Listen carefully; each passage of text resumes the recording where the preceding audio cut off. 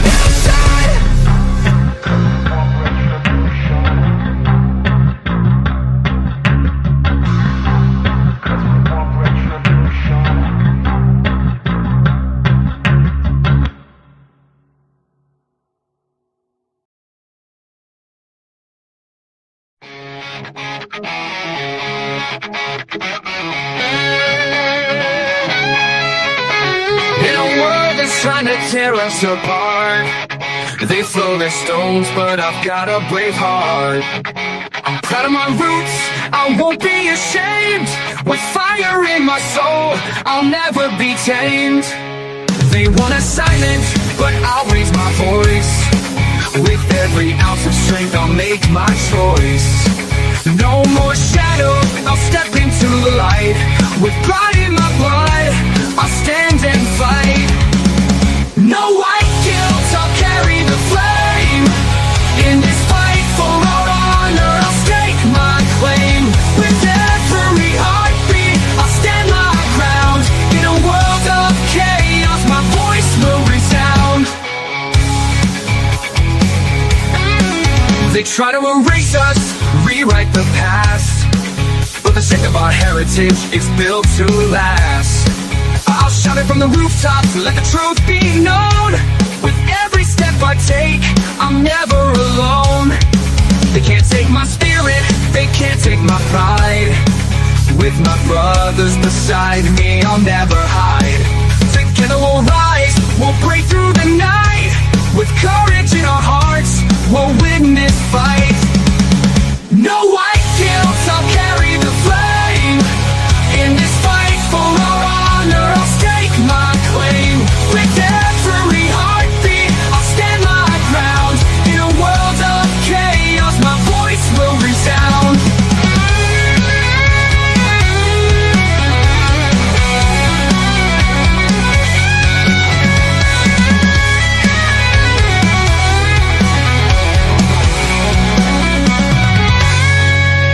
So here I stand, unyielding and proud. In the face of their hate, I'll shout it loud. No more guilt, no more chains to bind. With pride in my heritage, I'll never unwind. We'll carry the torch, we'll light up the night. In this battle for truth, we'll stand and fight. We'll strengthen our hearts and pride in our soul. We'll rise together, we'll take control.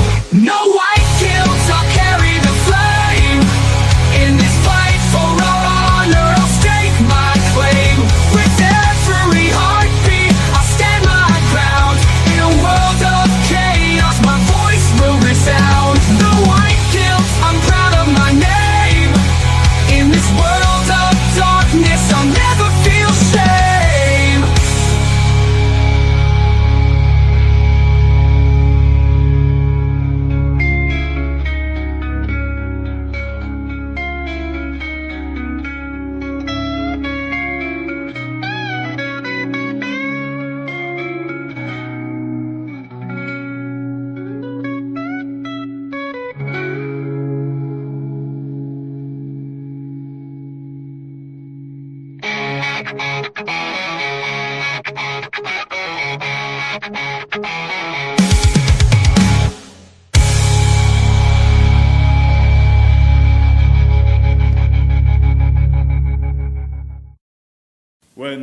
There's nothing left but the fire in my chest and the air that fills my lungs. I'll hold my tears and trade my ears for a glimpse at kingdom come. On the other side of misery, there's a world we long to see.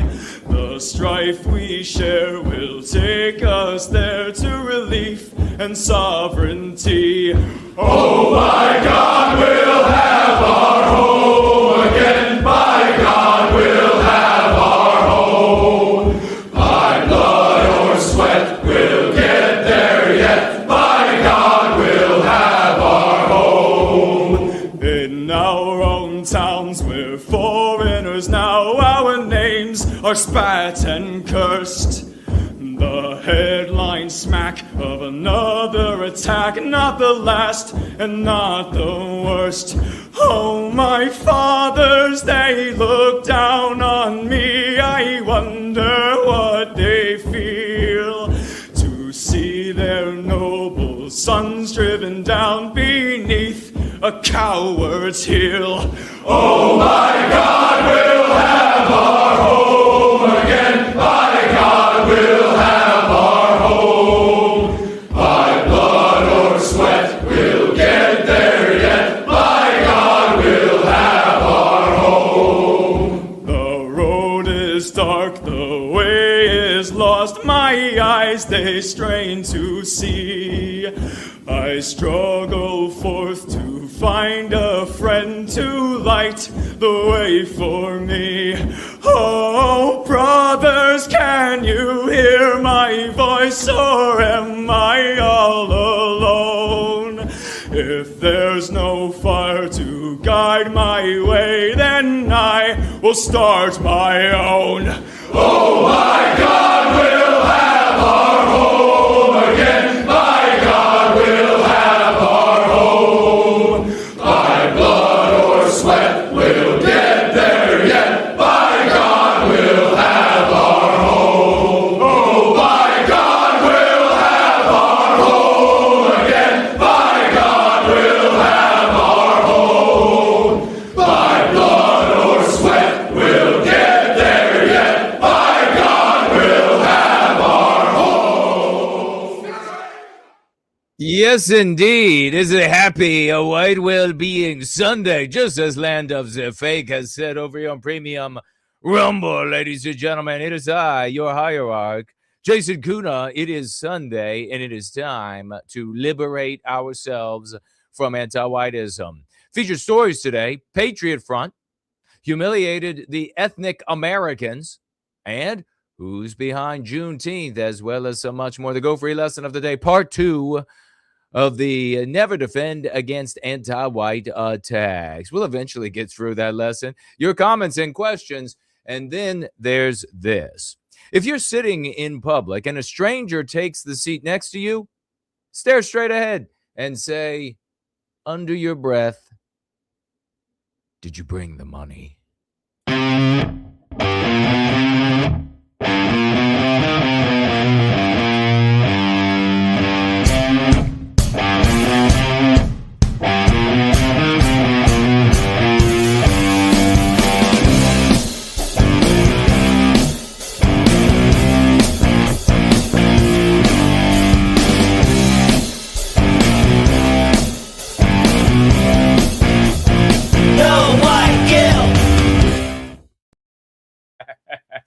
I've been waiting so long to do that. It's going to happen, though, and I'll have a hell of a story to tell you all. It is 5 p.m. in the once great state of Virginia, across from Mordor on the Potomac, 7 in Sydney, 10 in London, midnight in Moscow. And happy birthday, America. Happy birthday. What a night that was last night. What an epic night that was last night. God himself sent down lightning bolts, thunderbolts across the sky as the greatest fireworks show, the largest fireworks show in all of Earth's history took place, lit up Washington, D.C., especially in the finale, like it was a nuclear blast, ladies and gentlemen, turned nighttime into daytime. And I think before we do anything, I'm just seeing this, before we do anything, we might want to give a little bit of a nod to Elon Musk and a video that he just shared, ladies and gentlemen. We'll listen to a little bit of it. Let's celebrate America 250.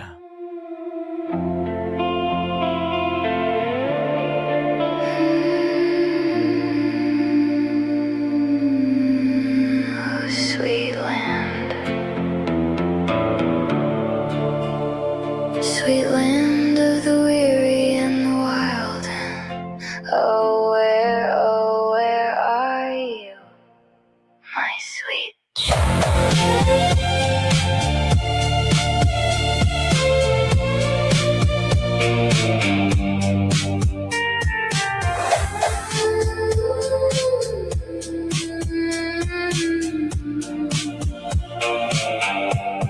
The garden's either dying or about to come alive. The river's either drying or it's deep enough to dive. Can't tell if it's the dusk or if it's breaking into dawn. Are we going on or are we going? Somebody said a storm is coming, but it's been a long time. I don't know what's up ahead, but please, baby, don't you look behind. So tell me, is it gonna be free energy forever, or just the same damn old grind? Singing, sweet land of the weary and the wild. Are we 1 year from the grave, or is this just the beginning? My sweet child, oh, you're my star-spangled fever dream. Half a savior, half a liar. 250 summers and we're going higher, higher. Singing, sweet land, going.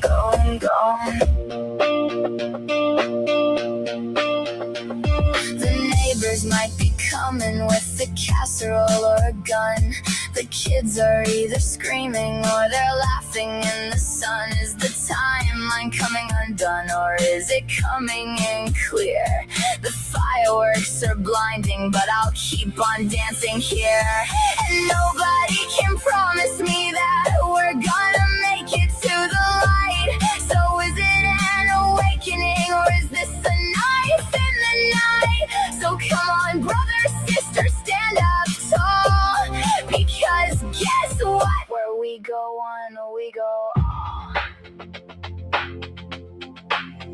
If you can hear this from the other side, across this great quantum divide, don't get me wrong, now is the time to stay strong. So, with all of that, I'll say, God bless the USA!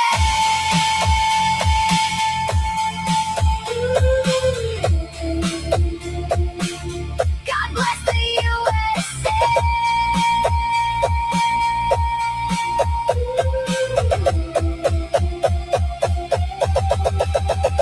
Singing, sweet land, going on. 250 years and it's going on and on the edge of a forever or the edge of being gone. Is it midnight? Is it morning? Is it ruining? Is it time to rise? 250 summers gone by. So just go on and tell me those sweet lies, the kind as sweet as these July. Going on and going gone. Sweet land, light up, light, higher.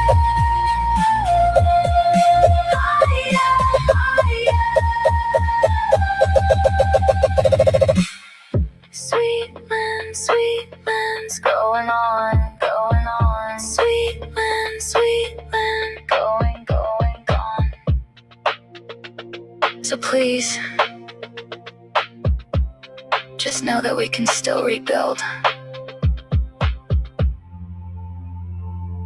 we can still make something better. Let's hear it. Let's hear it. Big 07s. Elon Musk, the richest man in the world. Reposting that. I'll tell you what, it looked mighty white to me. I think we need to continue swashing furiously on the great Elon Musk. Quadruple 07s for the richest man on planet Earth. What a gorgeous video that was. If you would like to tag me while we are together today, please tag me as @ no white guilt. @ no white guilt. And no spaces, nothing touching it. It'll light up for me across these many platforms. You can also financially gift while we're together today. You can head into the description, rappel down into that description on YouTube, and you'll find the app that permits Crash, Subscribe Star, and Premium Rumble, which we're already seeing. Bone Secure, Land of the Fake is over there. Great to see the both of you knocking it out of the park. You can comment to me on those platforms, but you can also comment on YouTube, which you need to switch over to live chat on X right here. And I hope that you find the stream on X. We are deboosted, of course, here on Entropy as well. You can comment to me. I believe you still can. You can watch the stream. And over here, Premium Rumble, of course, Odyssey as well. I'll be keeping my eyes across everything. The Tree Godfather says, cool drip. Yes, my brother, this is my drip. This is my party. 250 years. We can rebuild. We can make it all again. That's a mighty white. That's almost like that's America. And that they're even hauling Obama off to prison there at one point. How inspiring, how exciting. That's every bit of who our people are. We are good people. We're wholesome people. We're moral people. And just like she said, there's nothing we can't rebuild. There's nothing we can't take back. It is all ours for the taking. We need to be motivated by love, hope, and redemption as we are here in service to white well-being. Nothing can stop us. That great American spirit, that's the biospirit of the West. That's what we see coming through each and every single one of our people around planet Earth. That is what we laud. That is what we celebrate. And the antithesis to that is, of course, what we disparage, we rebuke, and we throw to the garbage. Great to see Dan is with us. Rocker Red is here. Franklin is in the house. Sean, thank you very much, Sean. Yes, looking swanky. Yiz, the unifier. The great Dean of Danger, Brent Danger. Earl is here. Karina is here. Biospirit of the West likes the threads as well. Thank you so much. Joe is here. Great to see everybody. Let folks know that we are live and alive, and we are recapturing our destiny. We have a foundation that is the White Man's ADL.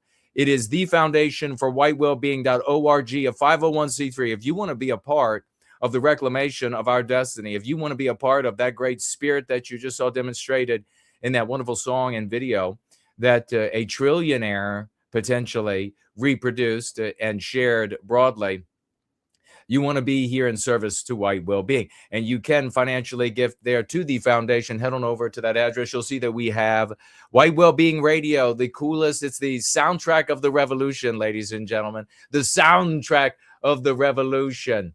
Julian is here. Frank and Marilyn are here. Ancestral Wolf is in the house. Phantom of the Paradise. Quite the outfit you have there, brother, says. Well, yes, I'm ready for a night out on the town with nearly zero sleep. And what a party that was last night. What Eagle Heart is here. And it sounded like World War III being outside of Washington, D.C. With 850,000 fireworks going off.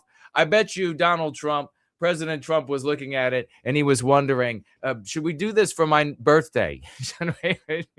Should we just do this for everyone? Or he wants this for when he passes. He wants us to do this when he passes. How totally epic is this? And the people everywhere, white people everywhere you look, the love for the white. And there, of course, are good non-white people mixed in there. But the spirit of America is the spirit of the West. That is the biospirit of the West. And that's what we celebrate. So everybody who shows up and they want to poo-poo, they want to slander, they want to besmirch, they are at odds with the great spirit of the West. You know, and last night We got so many great stories to get to. We're going to be getting to them. I don't know how long I'll be able to have on the most epic jacket in the world, but we'll live it as long as we can with the temperatures in my little box here where I come to you all for Church of the West. Totally beautiful. But last night, not only did we have a world-setting record for firework display in a city completely cleaned up, and boy, they're only this far from getting rid of all the people that cause the problems in the city, and then all of it would be safe. You'd be able to walk anywhere. It would be so nice. But we also had under the gum tree last night a shade tree space, and it's an Australian. It's with the Lucky Lunda and the Bear in the White are in charge of that. And boy, we had a space. There were fireworks on the space. There were fireworks out here at on Mordor on the Potomac. There were fireworks, but there were fireworks on that space. It's too bad you missed it because our friends from the ethnic Americans decided to make a showing and pack into the space and tell us how wrong we are about white well-being and about going free. And they had a little surprise. Did they not have a little surprise? Who all was there? Did they have a little surprise? Overton Window, hello to you. And Celine is here. Cordite is here. Hello, welcome. Rapunzel is in the house. We had a bit of a surprise. They had a bit of a surprise. Who was there? Sunshine and Coffee. Great to see you. You look snazzy and pristine. I am snazzy and pristine.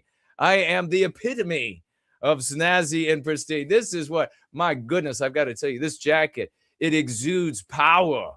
It exudes power of the power of Western kind. I swear it's completely gorgeous. Is that not gorgeous? I could do a runway in this jacket. This is gorgeous. Yes, indeed. Love it. Loving it. And this is how I was feeling last night when we took down the ethnic Americans. Now, you have probably seen them online, haven't you? And especially here on X, where they're boosted, they're promoted. And what really are the ethnic? It's another pedantic, prattling, anti-non-white resentment sphere groups. And they come together under this new, totally asinine umbrella of an American ethnicity, of which there has never been. There's never been, and no one has ever considered there to be an America. There's been the white race in America, and the founding fathers, of course, have talked about what it means that we're white all the way up until the 1920s, of course, and they denied that Caucasians were whites, that everybody knows what a white person is on planet Earth. And of course, everyone does know what a white person is on planet Earth. And so they came up with this really ignorant idea that they've wed themselves to, that they're going to create this artificial, this chimerical ethnicity in a population of white people in the United States, of course, who is impregnated, deeply infected with anti-whiteism. And could you imagine talking to a normal white person, trying to convince them that there is such a thing as an American ethnicity and that it is whites only? I mean, that's a step beyond the whites only neighborhood. But they decided to show up, and they tried to wage war, and they tried this guy from these ethnics, these American ethnics, by the name of Travis. He brought a wench with him. We'll talk about the wench. His sidekick, his mini-me is what she was. And she showed up as well. Frank is here. Hello to you and welcome. Hyperborean Dream. Chatterstan is in the house. It was also awesome seeing a bunch of in-shape white guys like myself, he says. Wait, am I missing some of, did you message me first? Okay. He says, I live in San Diego and was briefly at the Coronado 4th of July parade, and there were so many white people. I might as well have been walking through California 1930. Absolutely amazing. That's the thing about Independence Day celebration. It is mighty white. It's mighty white. I've been observing that since I was able to consciously perceive what was happening in the world around me. He says it was also awesome seeing a bunch of in-shape white guys like myself. Definitely not used to seeing that too much in many places here in California. Well, awesome, brother. Thank you for sharing that. Big salutes to Chatterstan. Samuski is here. Says that's some pretty swanky drip you're donning today. Yeah, that's my drip. It's my drip. Based real skibbity. Based real skibbity. Observe my drip. Catch my drip. Sean is with us. Good to see you, good brother. Here we go. Here we go. So make sure you tag me as @NoWhiteGuilt. So they showed up and they tried to play friendly at first.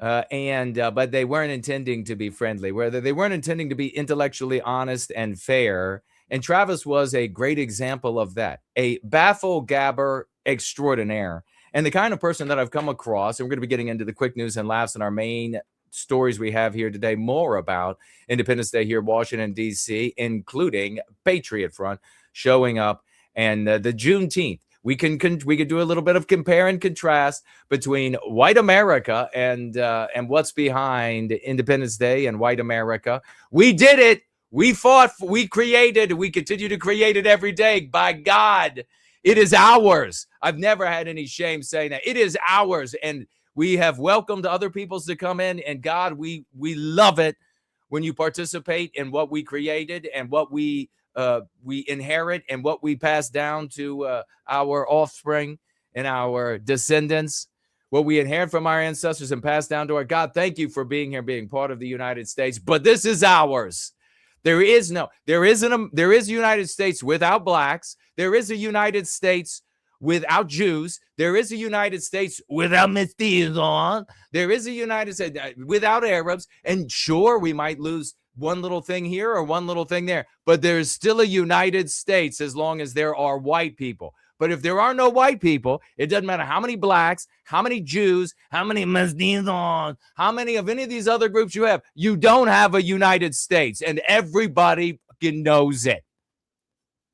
So yeah, this guy shows up with a horde of his supporters, and what they do in these spaces, I've seen these kind of spaces and these kind of pseudo intellectuals many times throughout the years, and I've suffered them many times. And essentially, I've gone to meetings, and often even in people's homes, and we're sitting around. It could be 8, it could be 10, it could be 15, it could be 20 people. We're sitting around. We're in the living room. We're in the dining room. We're spilling over into the kitchen, and we're listening to some rank midwit who has practiced try-hard levels to sound educated, to sound erudite, to sound sophisticated, to sound like they are so very bright. And then they go about baffle-gabbing this absolute disjointed shite. And I'm sitting there watching, and I'm like, does anybody know that none of this links together? There is no continuous theme. There is no linkage between each of these items. It's just a random assortment of things that are being shared that this rank midwit has read and prepared notes for himself to repeat, so that people, his intellectual peers, will believe him to be brighter than they are, and then conclude with whatever his thesis was, even though it was not supported, even though he makes arguments over the course of presenting the thesis in support of the thesis that actually undermine the thesis. Oh, yeah. That's one of the most common things that I've observed in watching rank midwits who pretend to be intellectuals. And that's what you get in the content creation of the ethnic American losers. Losers. That's what you get in their circles, is you have a handful of these content creator leader types, and they're all midwits. They've try-hard level practiced at sounding more educated than the other midwits, and then the other midwits fall for it, because that's how dumb midwits are, ladies and gentlemen. And what's the substance? The substance of these conversations, these meetings, is, of course, resentment. Resentment of various types. That's why they're the white resentment sphere. Well, this is what Travis tried to bring to the sphere and failed, flopped down right on his face. He began, and it was, of course, a misleading question. He began with this really convoluted question because he was concealing what his real motivation was. And there were two of those real motivations. The first real motivation was that he's trying to sell this absolutely inane idea of an American ethnicity, whites only, and at the same time, as I say, making arguments that undermine him, like, well, the king rejected that we were an ethnicity, that we were Saxons, because there was an amalgamation. There were white people from all different parts of Europe. So the king, that undermines his argument that there is an American ethnicity. So we can go on. They made many of these gaffes, but he starts off by saying that we shouldn't use anti-white and anti-whiteism. We shouldn't use those things because by doing so, you're bringing all white people together, and that will. Now he didn't say it that plainly, but that's what he was saying. He made it as impossible to understand as possible, so that he could sound sophisticated and intelligent. It is the absolute definition of baffle gabbing. So he says you shouldn't do that because then you'll bring white people together. And if you bring white people together, then you won't be able to have separate ethnicities of white people. Well, of course, he's wrong. You'll definitely have separate ethnicities.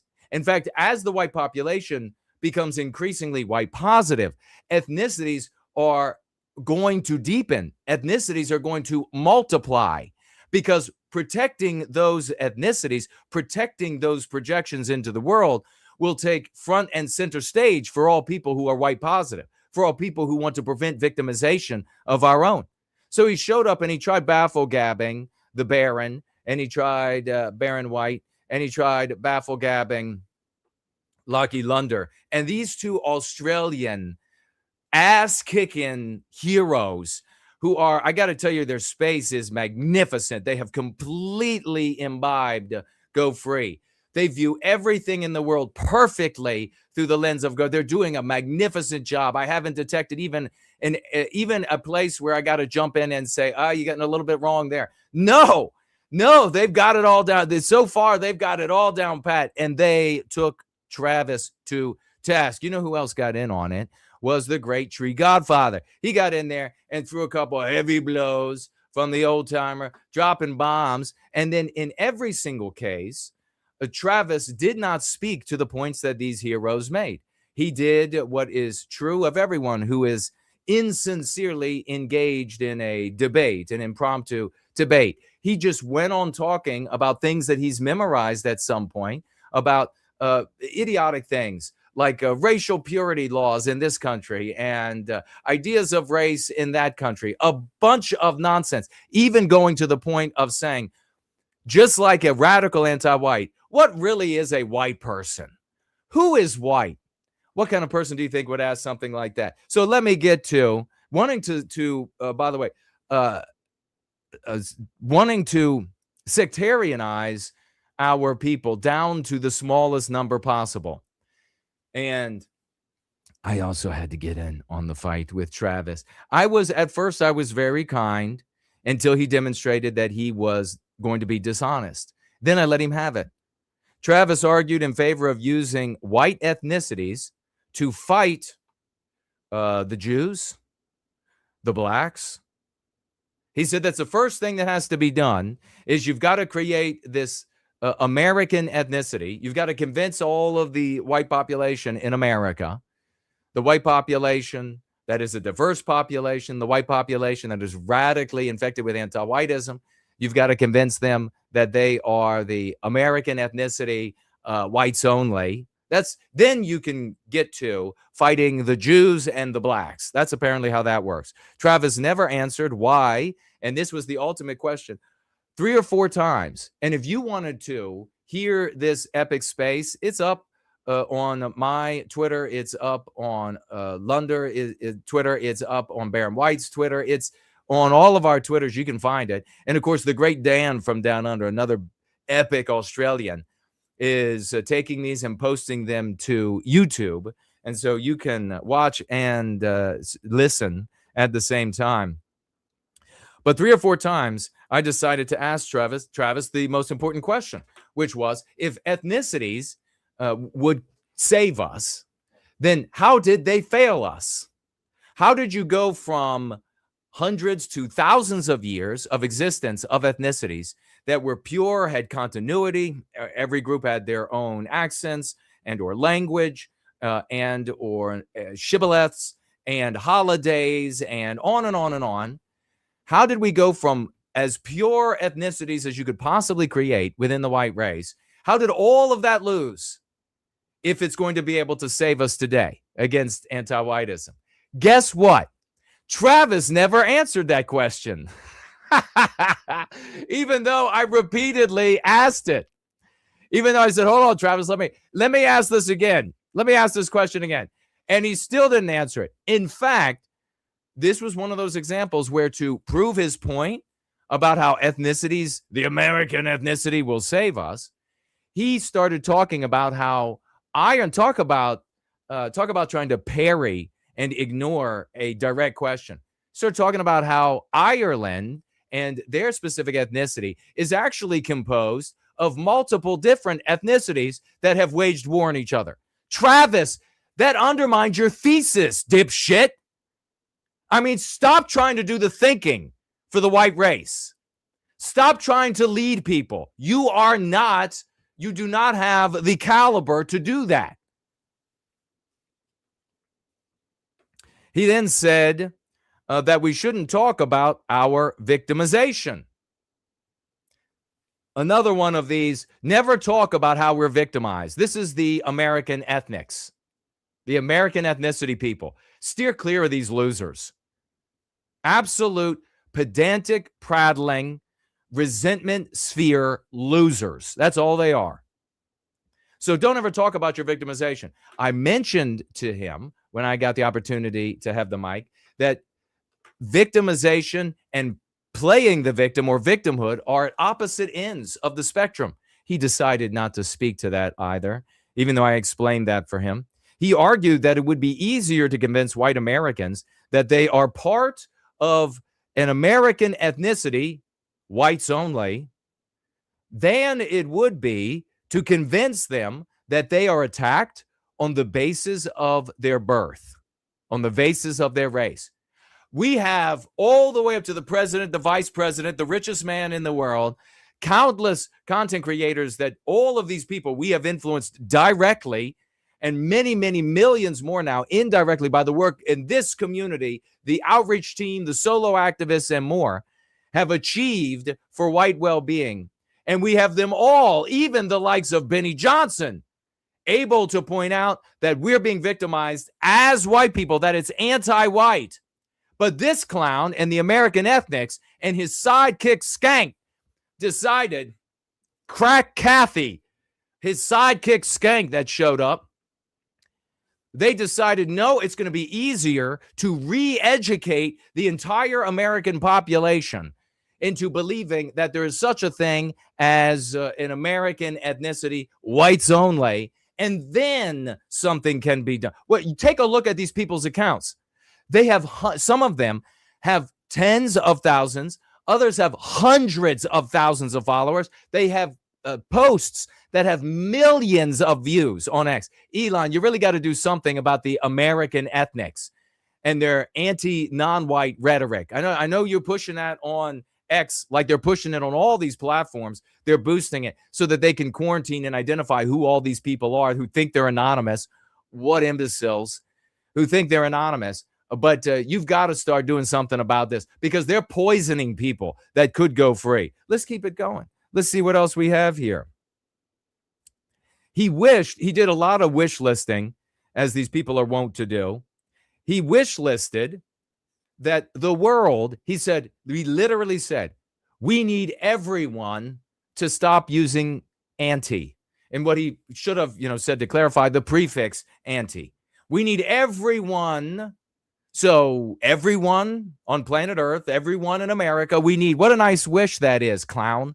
We need everyone to stop using the prefix anti. And that will empower us. Well, thanks. Why didn't we think of that? We also need an alliance with the Galactic Federation of Martians and Uranuses.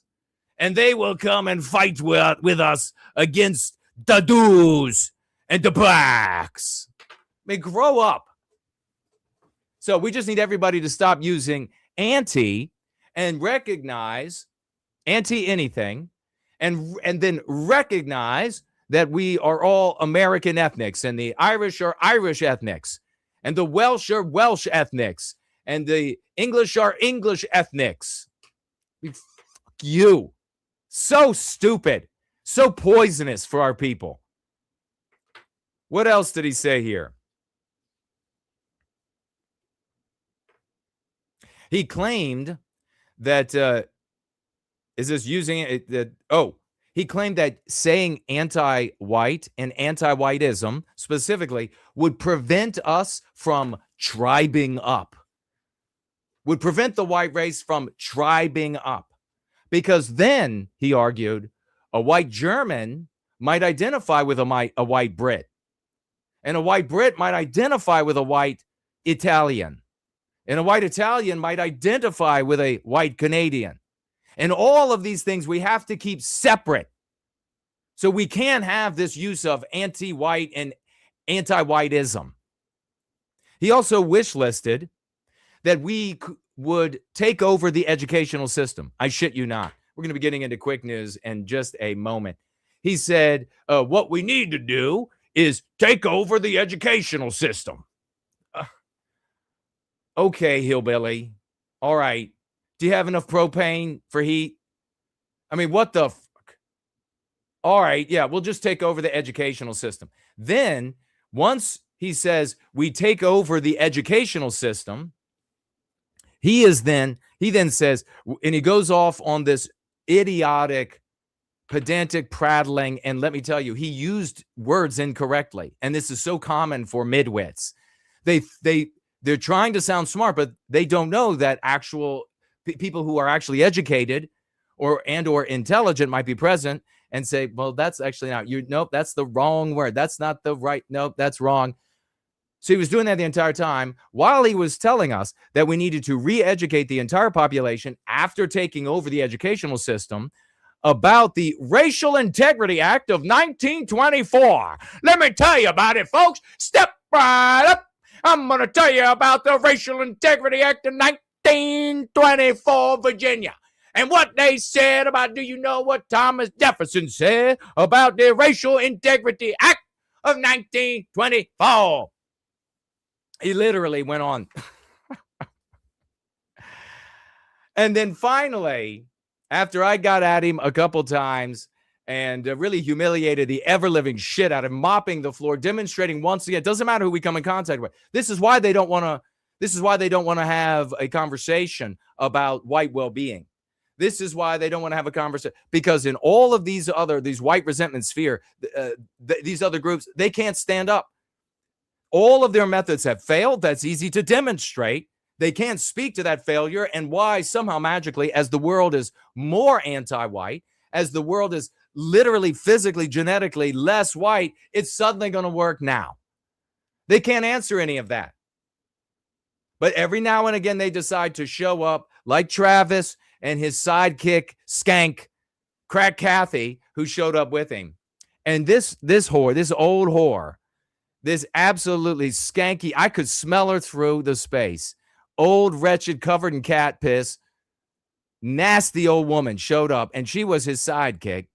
And she decided, first thing she did was insult Baron White, the host of the space. And I was like, wait, she just insulted Baron White, and that just played out. And then she decided to try to insult yours truly. So she jumped in. She didn't want me defeating any more of Travis's points. I was going down the list, machine gun style, destroying all of this gets points. And what was the result of that? Well, Crack Kathy couldn't stand it anymore. So she decided that she was going to jump in She decided that she was going to jump in and say, "That's enough, landed already," something like this. So I happily told her exactly what she was, the skank, crack Kathy that you are, and told her to go to hell. And then she ended up getting banned from the space. You can't insult the host.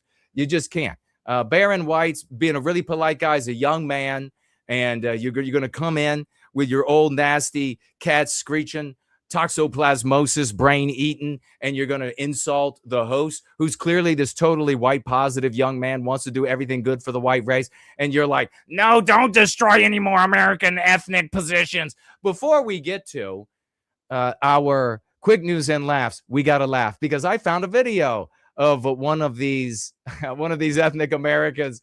Let's have a look at him, ladies and gentlemen. Boy, there he is right there. Let's watch.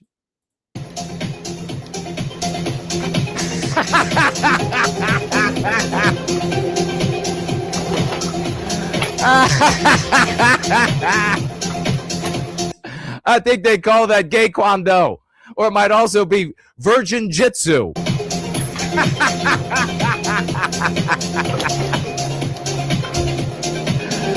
Yes.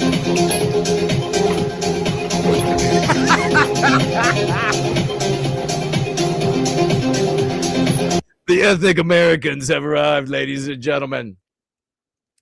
Get a round of applause for the ethnic Americans who have arrived to save us. Let's get into some quick news and laughs, shall we? A black woman just won the Ben Franklin lookalike contest. This is not a joke. Wow, I would say it is a joke. I dressed up as Ben Franklin as a child. I don't know, like third grade. I was epic. He was old anyway, so what does it matter? This is the future that you all, that we face and our loved ones face as a consequence of these ethnicities failing in our defense, as a consequence of white resentment failing, as a consequence of conservative ideology failing. And you'll have this thing right here who'll be taking care of you and your loved ones.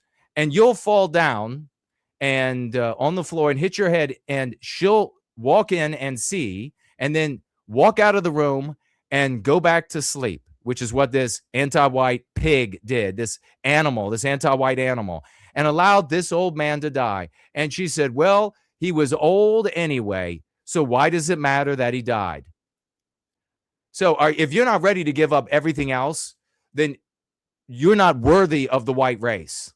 If you're not ready to give up all the white resentment, cowardly bullshit, you're not worthy of the white race. You are trash. That's the bottom line. How many more times is this going to happen before you decide to abandon that which has failed for your entire life and the lives of generations before? Let's keep it rolling. Omar, she said in her 4th of July message that the reason she joined Congress was so that she can help create, quote, a different kind of neighborhood, city, and country. Well, she's been creating it. She and all the others have been creating that different kind of neighborhood, city, and country, haven't they? This radical, non-white, anti-white environment. This person says, I thought this was a joke.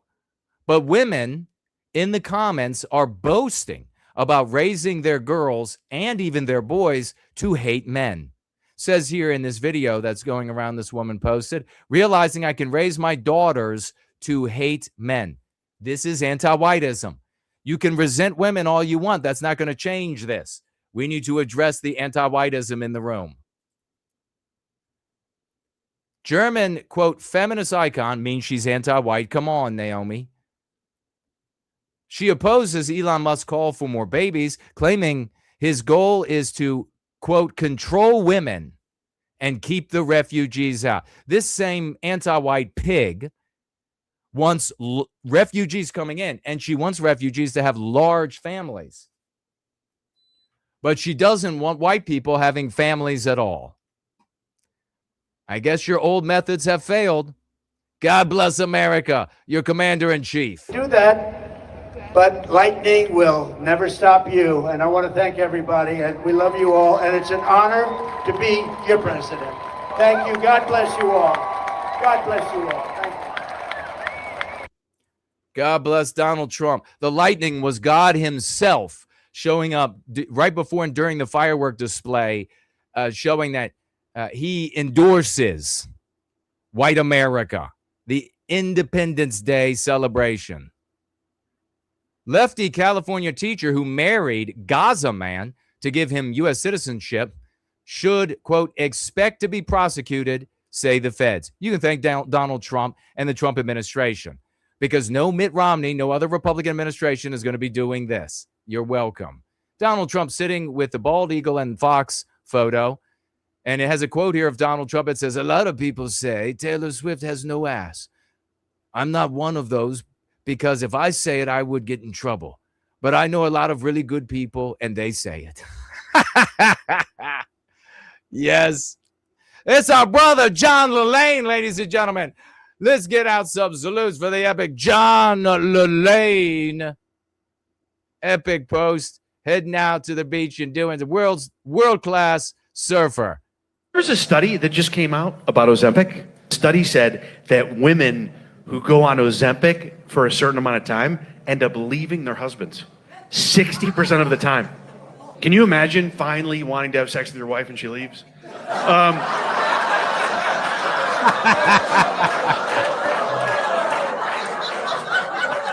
You guys, there was a study that just came out about Ozempic. Oh, this is funny as hell. This is so many women these days. I wish every woman, because you'll be able to sort through the good ones and the bad ones really quickly. But every woman in pagan circles, shit, every guy needs to hear it in pagan circles as well. But you'll be able to sort the good women from the bad women right after allowing them to watch this video. Huge ups to all the gals out there who've taken basic bitch megalomania and rebranded it as supernatural empathy. I'd say there's about 50 million white women with oversized dreamcatcher tattoos on their thighs who unironically believe they have magical spirit powers. I'm sorry, Madison, you're not the three-eyed raven of Winterfell. You weren't awakened by the trauma detox sound waves of the feminine divine. You're just a Botox nurse.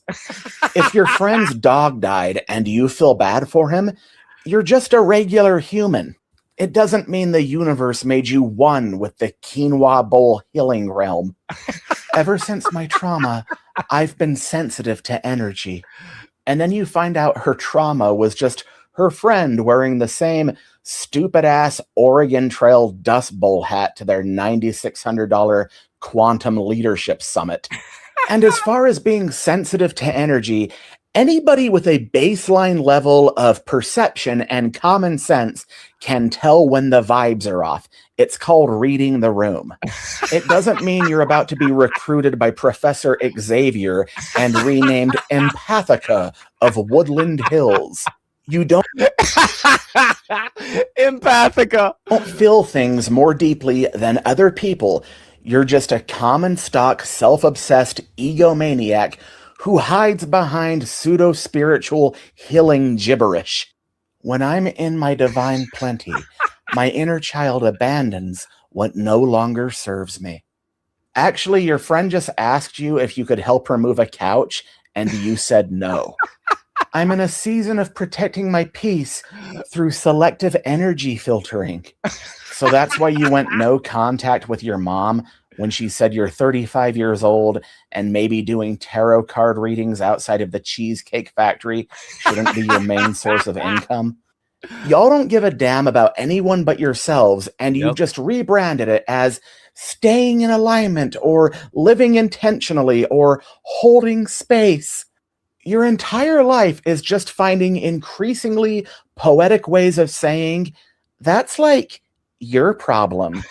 Sometimes real empathy is being of service even when you're not in the mood. The highest human vibration isn't burning woody French sage under Mercury's retro dragonfly breast. It's just showing up and being like, hey, You need a hand? Oh my God, that was so on the head. Every step of the goddamn, that guy has nailed so much of modern females, especially those who have decided to leave Christianity or to begin to incorporate. I mean, my God, that's hitting the nail on the head. That is virtually every single woman that I've ever met in pagan circles. There have been some good ones, but almost all of them have been this, what he's talking about. And this, my friends, is almost every single person I've ever met from New Jersey. We are out here in this extreme weather right now. We have winds are heavy right now, at times right now, up to about probably 60 miles per hour if you add the map to it. If you add the map let me show you what we are dealing with. You can see as wind's going to kick up now. What we are dealing with right now. This is extreme weather right now. Right we are now. In it. The extremist weather right now coming through Sussex County, New Jersey. I bet you Empathica stirred up some sage in her brass bowl and caused this storm to arrive.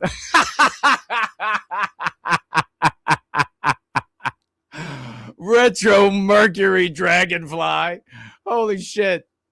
Oh, there's so much. Guys, I want all the guys to participate in this video. This woman is educating other women on how to either turn or get a guy's attention for the positive or get them to immediately reject you. Let's chime in with your thoughts. Clothing and accessories to avoid if you're trying to attract a man. Septum rings. I really can't explain this one. Men just hate it. We don't have them, ladies. She can't explain it. That's because she's female and dumb. Men also really hate baggy jeans on women, even though that's what's most trendy.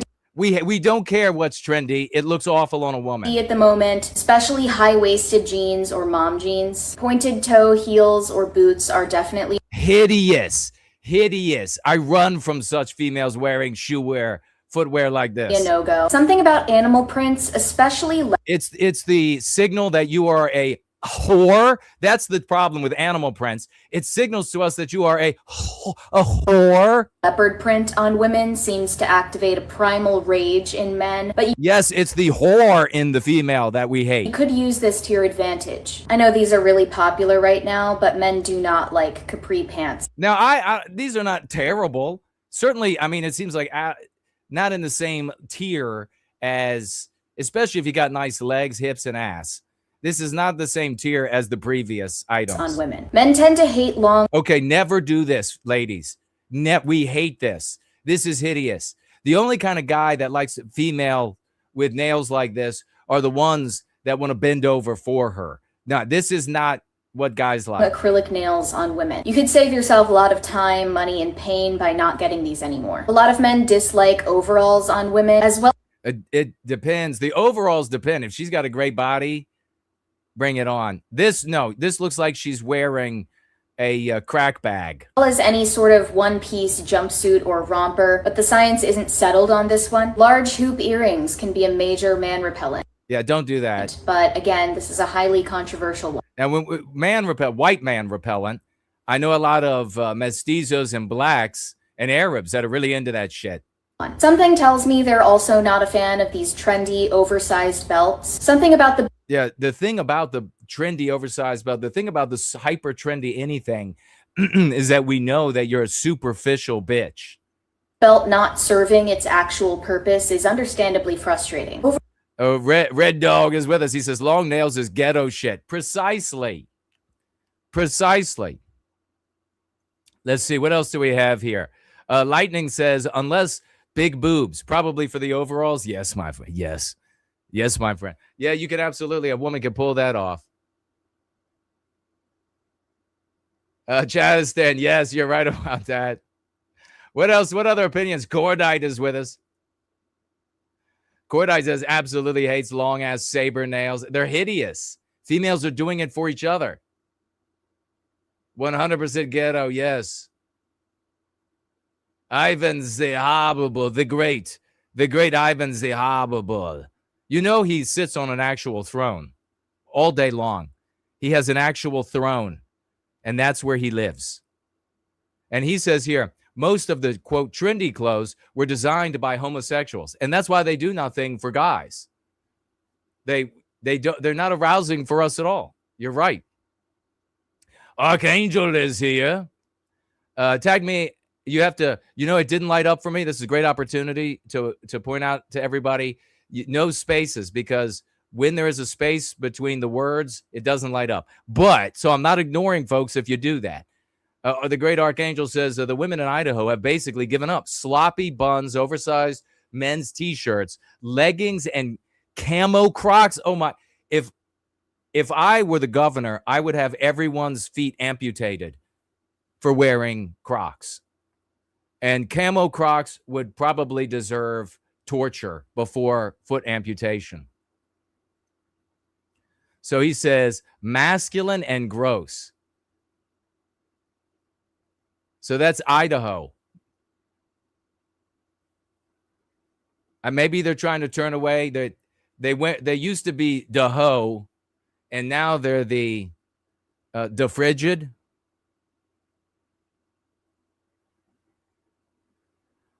Lightning Clap says Jason knows how it is. Yes, indeed, I do.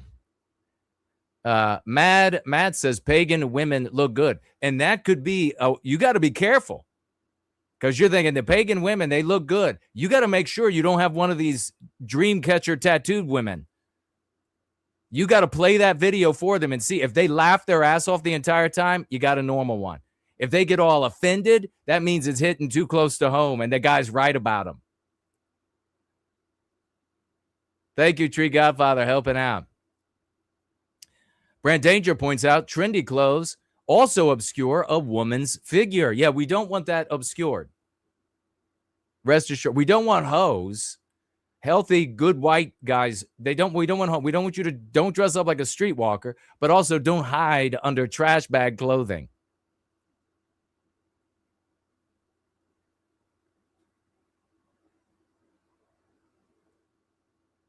Dan points out, yeah, one of those cases where Crocs are good to wear them in the shower, especially if you're in public showers. Absolutely. Or you're like gardening or something like this, and you have those bigger version that protect your feet and ankles, then sure. But for regular street wear, straight to jail. Straight to jail. No talking, no judge, straight to jail. Oh, and Red Dog is right. No overly long, thick, ghetto-y eyelashes. Absolutely. I says, towel robes in public with fuzzy slippers, awful. Yeah. Oh my God. Yeah. We got to see, this is the white erasure of our norms. Remember how gorgeous white women used to look when our norms were in place? Overall, men really hate anything too tight or revealing on women, but equally hate anything that's too loose, frumpy, or dowdy. As a woman, it's always other women who will pay more attention to how fashionably you dress. Whereas men make countless subconscious judgments about your suitability as a mate based on your clothing. And I don't think that's right or wrong, that's just the reality. Yeah, because it's your choice. It's what's going on inside your head. I remember when Crocs first came out, it was like the anti-white who made them said to themselves, quote, let's see how many dumb white boobies will wear them. They probably said, we'll wear this shit. But yes, I wanted to just amend what you wrote a bit. Shows how people follow dumb trends. Yeah, absolutely. All right, let's keep it rolling. But tag me as @symbol, no white guilt, no spaces, nothing touching it. If you have some opinions on some of the dress, what do you think of the long nails? What do you think of some of the things she was talking about? I'd like to hear your views. Oh, let's give it up for Stop It Divider Zoom. Let's go, free.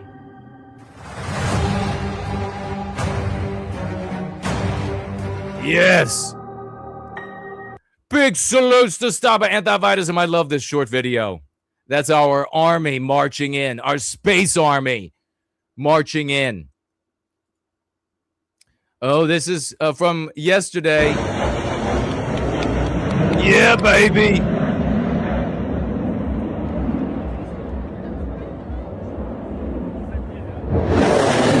Oh, my God.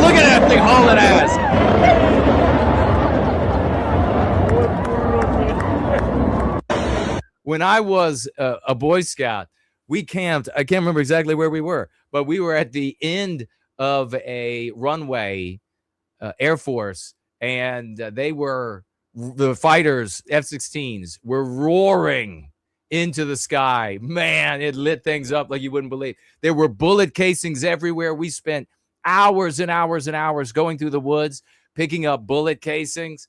It was one of the coolest, manliest things for young white men on their way to becoming men of the West could possibly do. I had a giant bag of bullet cases, and out of the entire troop, there were like 2 ticks, by the way, and then we just pulled them right out for the whole troop, like 2 ticks, 2 or 3 ticks, and we were walking through the deep of the forest, and there were casings everywhere. I don't know what kind of war games they had been playing out there. That was something special.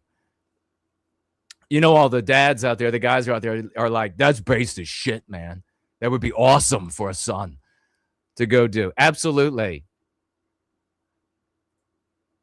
Oh, and here's a little cathartic moment of Donald Trump's regime beating the shit out of the anti-white garbage. Remember, this is only happening during Donald Trump, not before and not after. You can thank Donald Trump, your daddy.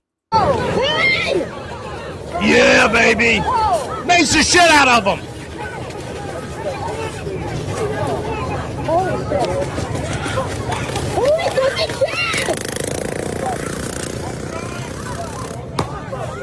Yes. Yes. I can't even tell you. I don't know about you, but I get such a feeling of felicity when I watch videos, especially when they squeal out in pain. Let's keep it rolling. Oh my goodness. Did you catch any of this?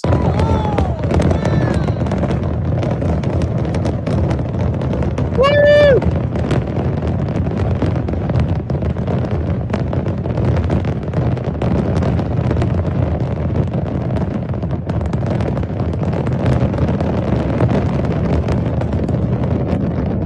Yeah, baby.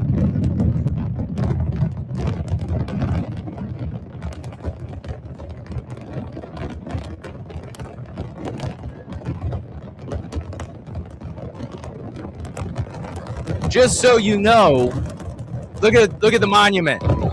Just so you know, this is not the finale. This is halfway through. The finale turned the totality of everything that could be seen into gold. Everything became golden.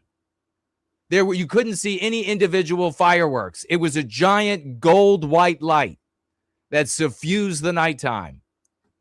Totally epic. This says 865,000 fireworks were detonated. This is the coolest thing ever.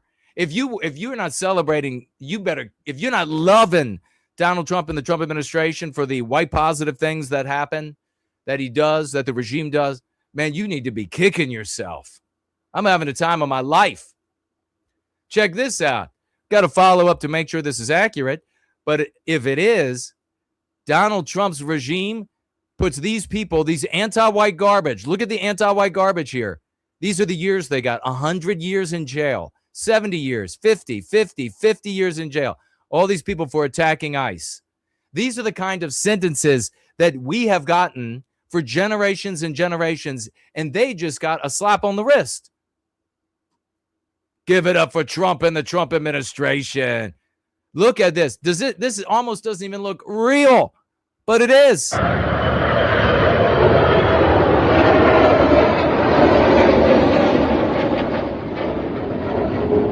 Based. F-15s, F-16s, F-18s. Stealth bomber. Everything came out to play. Now check this out. Right before they started the display, the largest display in the history of the world, something went overhead of Washington, D.C. that was screaming, and it happened so fast that everybody was like, what in God's name was that?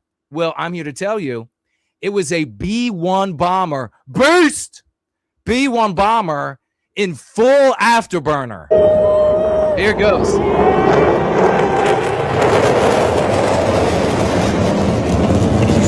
Yeah! Oh, yes! Totally based. Totally white. And then this. Yeah. Also, do you have battery?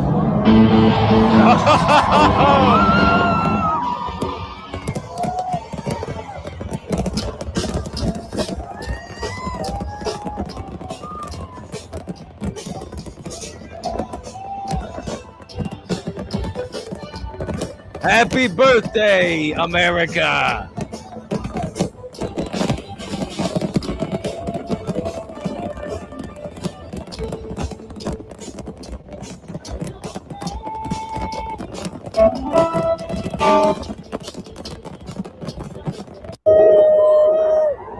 Let's keep it rolling. Let's see where this is in the video. We can't play the song. This is the British Red Arrows. They came here to salute America on our birthday. Take a look at how badass they are. Watch this. Look. Whoa! Salutes to the Red Arrows and our British brothers and sisters. God bless them. Totally epic. Look at the tall ships came out from all around the world. Take a look at this F-35 hovering version. White man's technology.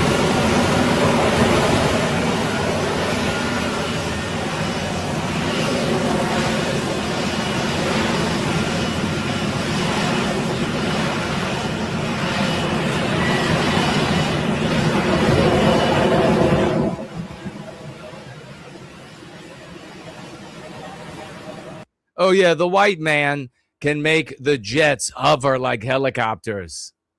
Let's keep going. Massive flyover. Look at all these white people.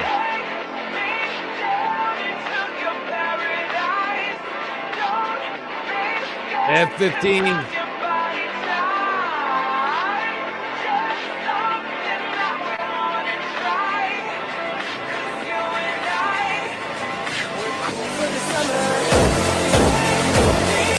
Look at that. Stealth bomber, alien technology.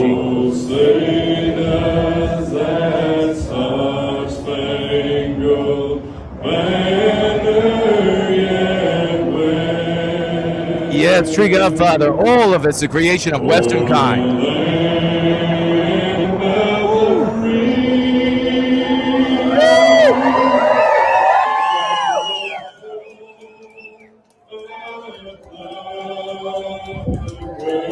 Amen.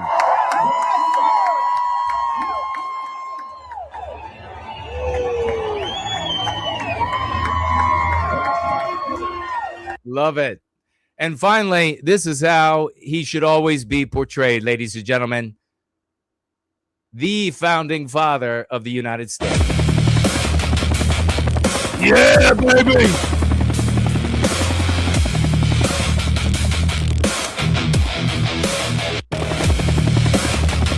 Let's rock.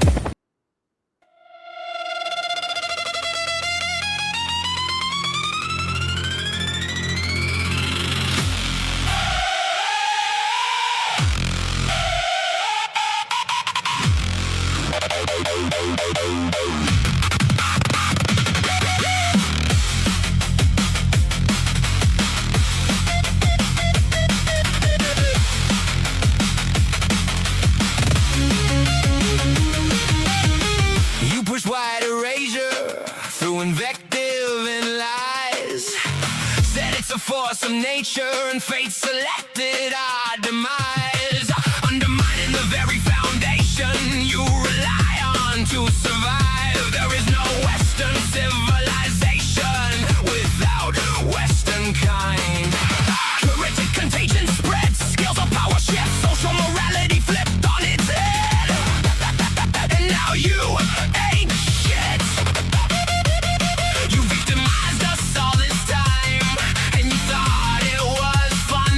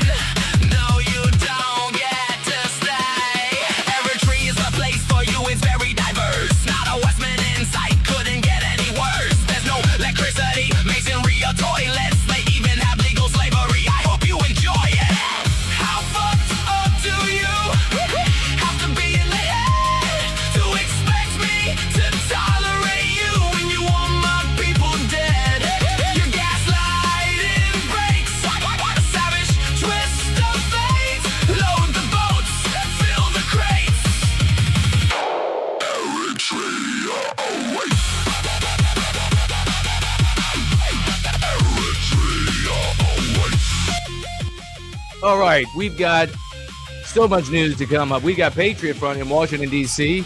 We're going to be mentioning a little bit more about the festivities in Washington. We got the opposite end of the spectrum, which is Juneteenth. We'll talk about that at least for a moment. We'll be getting into all of that in a moment, but it's time to celebrate the Ivan of the Horribles because he's the creator of this epic tune. Eritrea awaits, all you anti-white bastards. Doing change, you can't get irradiated for that tumor in your brain. The ghost of famine looms near, and we ain't dropping you no aid. Water your fields with your tears, and try to clobber off the race. Angry mob outside your shack, ready to turn you into chicken strips. You should have thought about that before you turned our countries into this.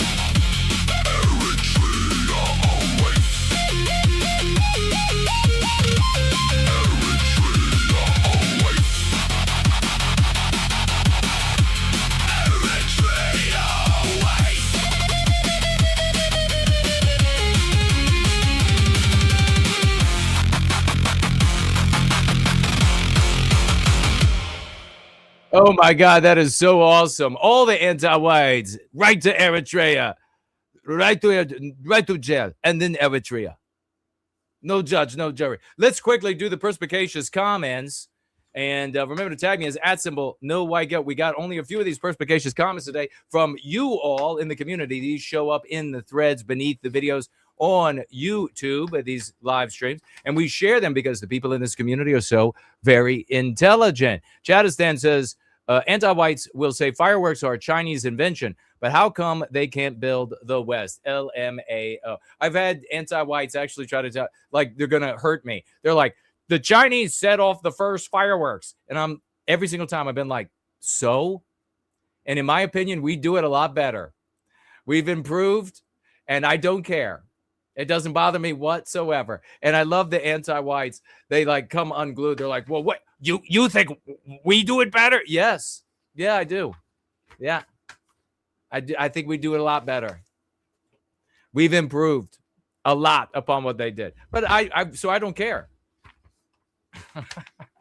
Let's get to the perspicacious comments. We've only got a couple. Handy Randy says this.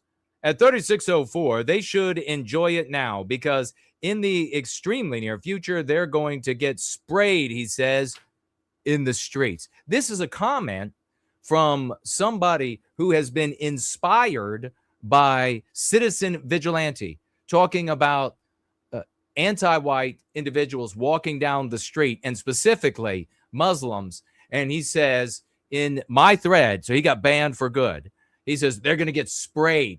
It meaning not with a water gun, but with bullets. This is exactly Citizen Vigilante. I am now 100% convinced, not from this, but from further revelation, is entirely 100% intended to instigate ineffective right-wing terrorism for the benefit of anti-whites in power. That's exactly what it is. And anybody endorsing, supporting is an enemy of the white race. Cont'd says, I already looked at Hermes' YouTube channel. He said, it's the typical slop you find from a taboo grifter as expected. What a shame, but let's hear it for the great Cont'd. Let's keep it going, ladies and gentlemen. We've only got a couple more, and then we get into our news. Logan Dawes says, mass media threw us under the 18-wheeler decades ago. Let us have a white positive media every day, all day. Wouldn't that be amazing? Yes, indeed. Let's hear it for Logan Dawes. Odinsaya is here. He says, so many great moments on the stream. Thank you for existing, Jason. We will never forget you. God bless you, brother. Let's hear it for Odin Sire. Deeply appreciate that. Thank you, brother, for existing and being here, standing shoulder to shoulder in this fight for our well-being. Chada Stan is on the board of Perspicacious Comments. He says, if anti-whites were honest about their true goal of anti-whiteism, white erasure, such as, quote, I want to harm white people on the basis of their birth, close quote, would that engender positive or negative thoughts in the minds of both good, healthy white and non-white people? Bad, of course. Anti-whites know that could backfire and instill peoplehood in the white race. Exactly, brother. That is why anti-whites use proxies, pretexts, or excuses to outsource their anti-whiteism. Precisely. Very well said. They dress up their intentions with euphemisms and positive language, which is why those things matter. If they use those euphemisms, will that instill a sense of urgency in white people to tribe up and collectivize as a people to push back against attacks on our race? No. It never has. Chatterstan is so right. Let's hear it for Chatterstan. Get some applause going for Chatterstan. And finally, Perspicacious Comments today, we got Hank Soul Man. I'm a soul man. Isn't that the song? I'm a soul man. What are the words to that? I'm getting it mixed up with other songs. I hate that when that happens. You got a couple of them similar enough that they start laying over top of each other. Maybe it'll come back to me. Radio white well-being, he says, is an extremely important step in the right direction toward building our peoplehood. And there will be many more white well-being radio stations to come. But even more important, a radio channel is just the brewing start for next things that also must follow in line. A white well-being news channel, a white well-being movies and films channel, then a white well-being TV channel. We will also make sure that all the commercials are also white positive. This is how peoplehood is built. Through white well-being, music, entertainment, media, and news, and the many examples that Jason are giving in his tirade here of how to make a white well-being movie script are golden. There will be endless stuff to make movies about within the white well-being context and anti-whiteism. We could have the size of big Hollywood production studios, and they would always stay busy. Let's hear it for Hank Soul Man, ladies and gentlemen. That is the Perspicacious Comments today. I'm a soul man. And more of it's coming back to me, I think. A little bit of the rhythm. Something about Dusty Rhodes. Oh, be your only boyfriend. Yeah. Right? Isn't that how it goes? Learn how to love before I could eat. That's one of the lines. I'm something for good stuff. Yep, it'll come back. Let's get into these items, and I'll take a look at your comments. Remember, you're tagging me. 4th of July celebration live updates. Trump lights up D.C., the world's largest fireworks show ever after waiting out severe storms. So severe storms moved through the area, and that was just God wanting to put together a lightning storm, which took place just before and during the firework display. So God himself was lighting up the sky with thunderbolts while the fireworks were going off. And there's some saying that one of the thunderbolts even touched the top of the Washington Monument. How totally cool is that? Janice is here. Good to see you in the house. Who else do we have here today? Cordite says, you need a tank top and a white bandana for the next stream. Brother, if I wear a tank top, all the women watching will get pregnant. So I don't know if I want to be on, the bill for all those kids. We'll have to think about it.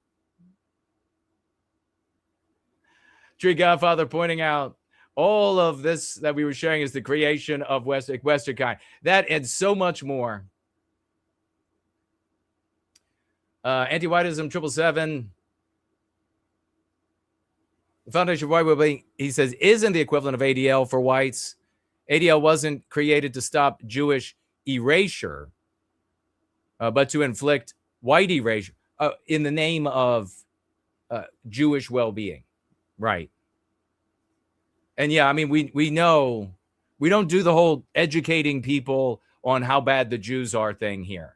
So you don't need to like toss those little things in. Like, did you know about Leo Frank? Did you know about, we know. We're focused on white well-being. So you don't need to toss that stuff in. People view the ADL as an advocacy organization for Jews. And so it's very easy to say, look at, we are an advocacy entity for whites. That's an advocacy entity for Jews. Everybody can get that, right?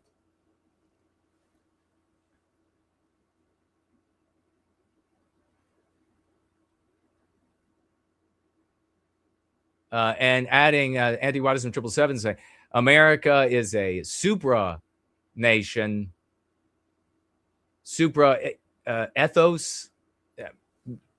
We're the white race. And so is Britain, so is Germany, so is France. We're the white race.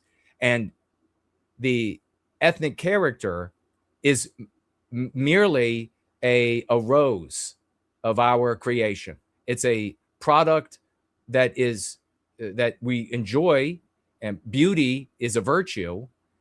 It is a projection of our biospirit onto an environment, a time, a place, with the influences of that time and the influences of individual characters, individual people. But there's nothing magical about ethnos or ethnic. The magic is in the biospirit of the West that creates it, that projects it onto the environment. So it was one of the things we talked about last night after the great space. We had the Australian GFC meeting, and we showed up and we had a talk about what really is ethnos and ethnic. And the bottom line is it's what we produce and cherish, but it has no power in and of itself. And in fact, the adherence to these forms, to these creations, rather than to our birth, is the reason why ethnic and ethnos has been used to smash us together until we're no more. Does it really fucking matter if Germans have one breakfast and Brits have another? They should not be fighting. Who cares? Neither one of you has a better ethnos. It's stupid. I mean, it's really stupid. So no, there isn't a better ethno. And this is why we recognize and we put into its proper place the ethnic differences in the white race. They're not of any value above the source of their creation. I hope that makes sense. I mean, we had this battle. This is one of the problems with the ethnic American tards is we've had this, we continue to have this fight over like ethno-nationalism. Absolutely not. It's the dumbest ass thing ever. I mean, you could take Italians, and by that, of course, I mean white people. You could take them and move them someplace else. And in so many generations, the Italian ethnos would look, there would be some similarities, but there would be a lot of differences because there would be different environmental pressures, different geopolitical pressures, different personalities coming to the fore in those environments. So yeah, we eat, we eat our bacon on the right side and not on the left side. That kind of shit has to get the fuck out of here. Absolutely get the fuck out. They play the banjo. We play the guitar. Great. You know what I mean? Great. It's every bit as dumb. It's like, this is the flag that somebody in my part of the world drew. And so we have to, that flag is better than the other flags of the white race. And so we need that flag to triumph over the, are you kidding me? That's like passing laws and then saying that the laws have to be adhered to even if they're victimizing the flesh that created them. Absolutely not. And if you got a problem, not you 777, but generally anybody hearing my voice, get a therapist. This is not, the West is worth saving. The question is, are you? And if you don't get this, then you're not worth saving. The Western kind is going to pass through the eye of the storm. Not everybody is going, not every white person and their bloodline and everything is going to pass through the eye of the storm. That's just the reality of it. Western kind will. But we're going to shed a shitload of dysgenic, dysfunctional individuals within our race. And that'll be a good thing. We're going to be far healthier because of it.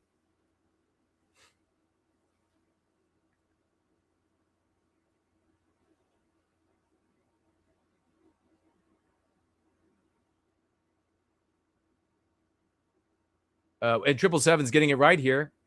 He says, our tribe is our kind. And he can't stand using the rats out there using nationalism to try to divide us. Precisely, exactly what I was just saying. Well said. Congratulations on over 300 views on the channel alone. After 250 years, this will also, this is also year one, the start of the new wide uses of Go Free. So 3 million, very sharp Art Deco suit, brother. Thank you. Ay, ay, ay. Well, I appreciate it. I'm a soul man.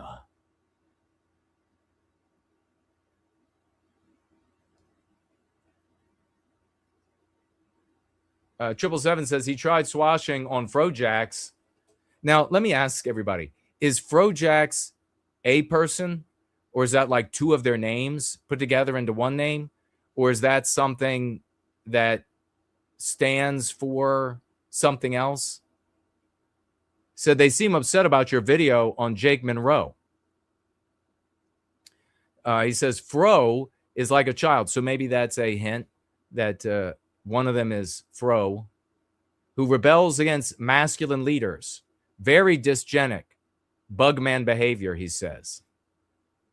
So he's saying, 777 says, Fro is like a child who rebels against masculine leaders. Well, they're upset about my criticism. Here's how this is always going to work, boys.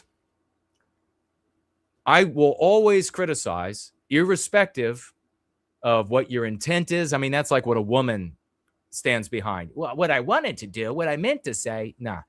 I will always criticize the efforts, thoughts, deeds, vehicles, everything that have been demonstrated through history to fail white well-being, to fail the recapture of our destiny. Now, many of those things will build your popularity. Many of those things will build your financial base from that popularity. Many of those things, like being anti-non-white, mogging non-whites, all this kind of stupidity, making yourself feel good with the lie that non-whites fear us, will build your popularity, your aggrandizement, and the money. So just be a man and say, that's why you say those things. That's not to recapture our destiny.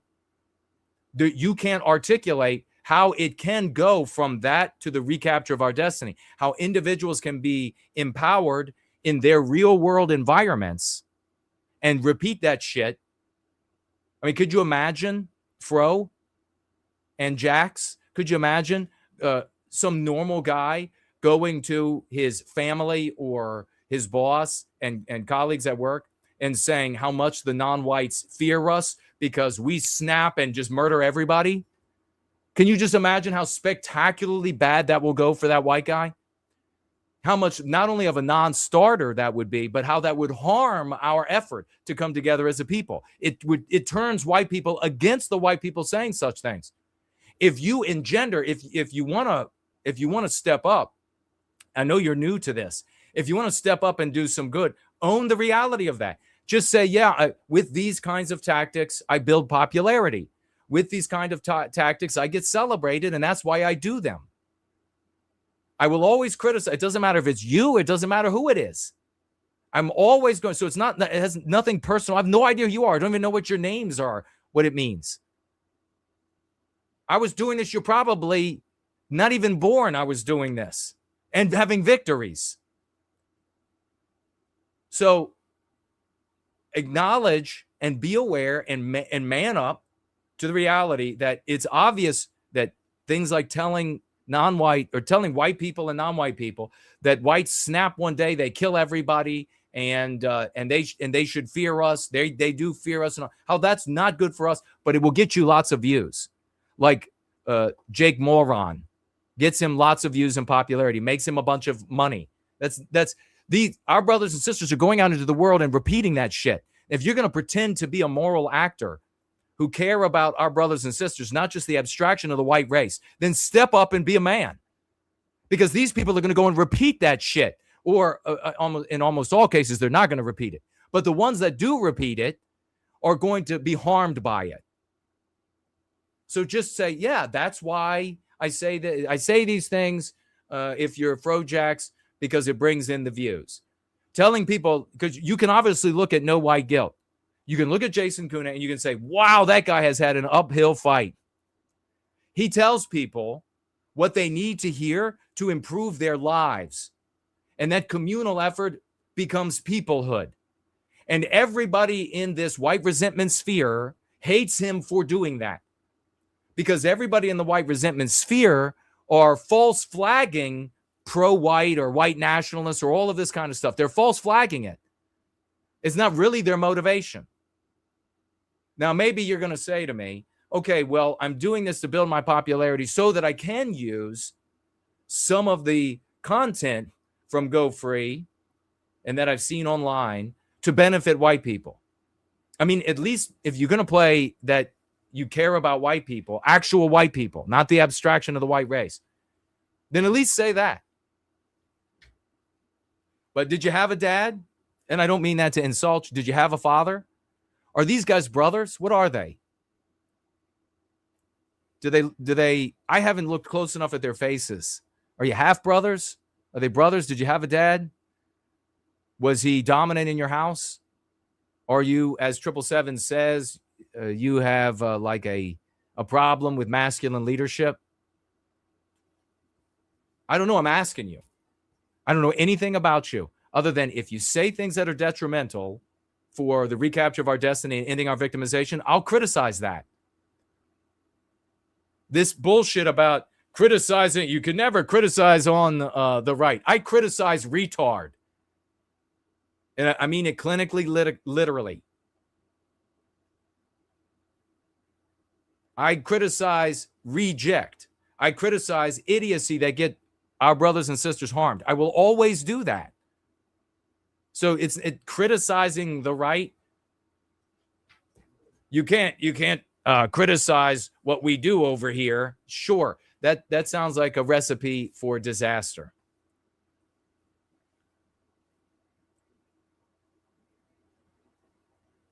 Tree Godfather pointing out that guns are useless in psychological warfare. 100% right, brother.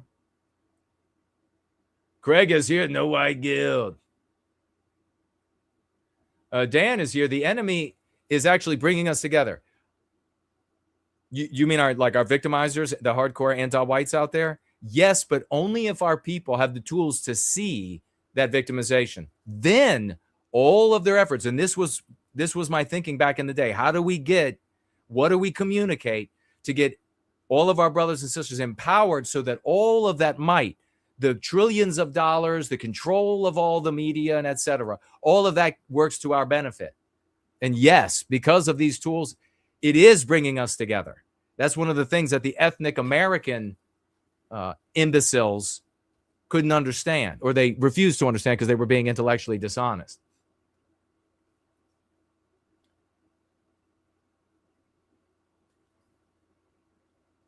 Craig, I did check out I pulled it up. I haven't watched any of those potato streams. But correct me if I'm wrong. It looks like that channel has like 5 followers. Is that right? Did I end up at the right channel? He's saying over 3 million. Yeah, brother, celebrate.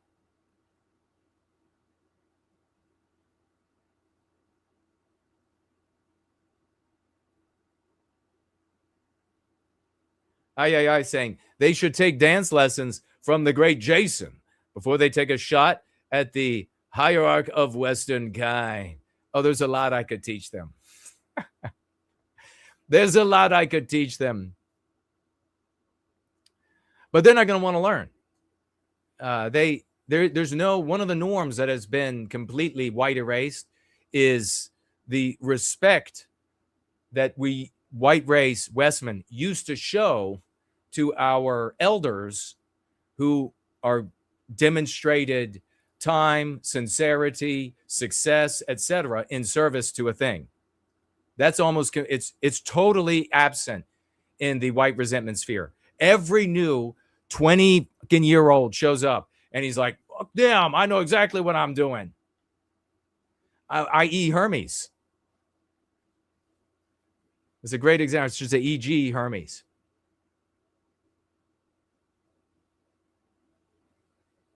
Celine says she don't want anybody to fear her. She just wants our people to not be harmed on the basis of our birth. 777, more info here. First Last is here. Good to see you, brother. He says he had an exchange with the Fro of Frojax. Very insightful into understanding his mental underpinnings. He is a rebel without a cause that doesn't like following orders. Well, so there you have it. Not going to be able to be taught anything, which is his loss, because I was respectful to the even the people, even my elders in what I used to believe was the white sympathetic sphere, is really the white resentment sphere. I was respectful, so I could evaluate honestly whether one thing they were doing was good or wrong or bad or injurious, and I could evaluate all of that because I didn't have this childish, jealous insecurity, that an anti-white infection that engenders this deep disrespect. I didn't have that problem. So I was able to learn from others. And that's why we're here where we are today. First Last says, great opening video that Elon posted. Yeah, indeed. The great ForNull is in the house. Largest firework display in Earth's history. Happy birthday, America. Happy 250th birthday to you. The land of the free, the home of the brave, turned a quarter of a millennium old Saturday, and Americans from sea to shining sea, pulling out all the stops, even overseas, of course. You probably saw down in the nation's capital, President Trump has an epic salute to America bash. That was on Saturday. It was totally epic. The fireworks, over 850 plus thousand world record setting fireworks. There's the champion. There's the hero. Look at this. This was one of the gorgeous moments of the fireworks. Take a look. What a party. There is the Queen of America with Donald Trump. Look at this. That's totally epic. I tell you, the one thing that I did, that stage was awesome. The one thing that was expected that I absolutely hated, but there was something positive at the same time. As the camera panned across the audiences where you could see them, of course, during the day you could see them, and then at night where they were lit, it was 90+% white. It was like early America. It was white people, white families, white babies, white children. You even saw some white parents smart enough to get their children hearing protection for all of the loud noises. God bless them for that. The little one's ears can hear 10 times better. Very easy to injure their hearing, protect their hearing, protect their sight. It was 90+% white. And then, as you would expect, because of the social morality of anti-whiteism, not because there was a do there telling them do this, do that, because of the social morality of anti-whiteism. Because in conservative Fox News, for example, they believe that they can only be legitimate because of the social morality of anti-whiteism, that is the social morality of the West, if non-white people hold our or share our opinions and views on America, on freedom, on the right to self-defense, on the right to free speech, freedom of association, religion, etc. So what did they do? They tried hard as hell to find I think I saw every single non-white person in any crowd. You'd see a big crowd of people. And you might see like one non-white person there, one there, and damned if you wouldn't see close-ups of them next. Damned if you wouldn't. Zoom in, baby. Get a close look at their face. Let's make sure everybody sees that the non-whites approve, and therefore we're legitimate. Therefore, America is legitimate. Folks, if you don't address that social morality, that feeling, you're not going to get anywhere with anything else. Could you imagine going to our brothers and sisters and saying, oh, well, we're an American ethnicity, whites only, while that social morality is in place that drives white Americans to say, I'm legit because this black neighbor of mine agrees with me. He also puts up a stars and stripes. Do you think any of these arguments are going? Zero of them work. Why doesn't, if somebody like Frojax wants to get bent out of shape, hey, just contend with my arguments and we can go back and forth like that. We can go back and forth like that. Tell your audience why what I just said about the social morality of the West can be skipped over and you can go straight to mogging Jews and blacks, saying how much better white people are. Because assuming the form in the behavior of white supremacy in the minds of our brothers and sisters in their hundreds of millions is absolutely a path to victory, if I ever heard of one. No one says that shit to real people in their real lives. So just go ahead and do that. Absolutely futile. So, of course, they're out there zooming in. I'm surprised they didn't find a picture right here of multiracial family. There's the great Donald Trump. And if you don't like him, your daddy. Here you have, I thought this was the coolest things. They brought out American flags, the real ones from throughout the history of the country. They had veterans, white veterans that came up. They're like 104, 107 to salute the flags from combat zones back in the day. I think these are the Gold Star or something they call them, families who lost family members. Absolutely magnificent. Of course, they bring out the recent moon travelers. Trump hails as light and the glory of the world on the 4th of July, condemns the cancer of communism, which was in his speech was fine. There were some good points. There were some emotional points as well. And there was definitely one point that I thought was detestable. It was anti-white of Trump, so I condemn it, where he had to point out African Americans. Who gives a shit? Shut up about them. I don't want to hear about any more blacks. I don't want to hear positive about blacks. I don't want to hear the negative, the hate worship of blacks. I don't want to hear about what they're thinking about. I've had that my entire life. I'm a white man who is sick and tired of it. Don't want to hear about the Jews either. Don't want to hear about it. Don't want to hear about women and what they're thinking and feeling and how I've been forced to endure that my entire life, of which I get only one. So shut the fuck up about it, including you, Trump. Stop talking about the African Americans. I don't care. We don't care. And you're not going to win them over with this throw them a bone every talk about how special they are. That's never worked. So enough of that. The other thing that irritated the shit out of me was that he had to mention communism. There is no communism. These people can't even tell you, and we got an article here today, even the people calling themselves socialist and communist, they can't tell you what those things are. And the cucks are like, is it that they don't know or they won't tell us? They don't know, because their communism and their socialism is just anti-whiteism. It's just about white erasing white people. It's just about erasing our norms. So these people are calling themselves communists or Democrats, socialists, or whatever it is. And then you call them by the names of their taking, which disempowers you. What do we say here? What's the meme curative here? Frojax, do you have meme curatives?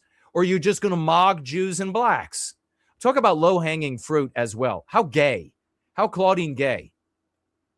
We're better than blacks, or we're better than Jews. 5 million views. 5 million views of Vegetable Garden shows up. Thumbs up. Yeah, we are.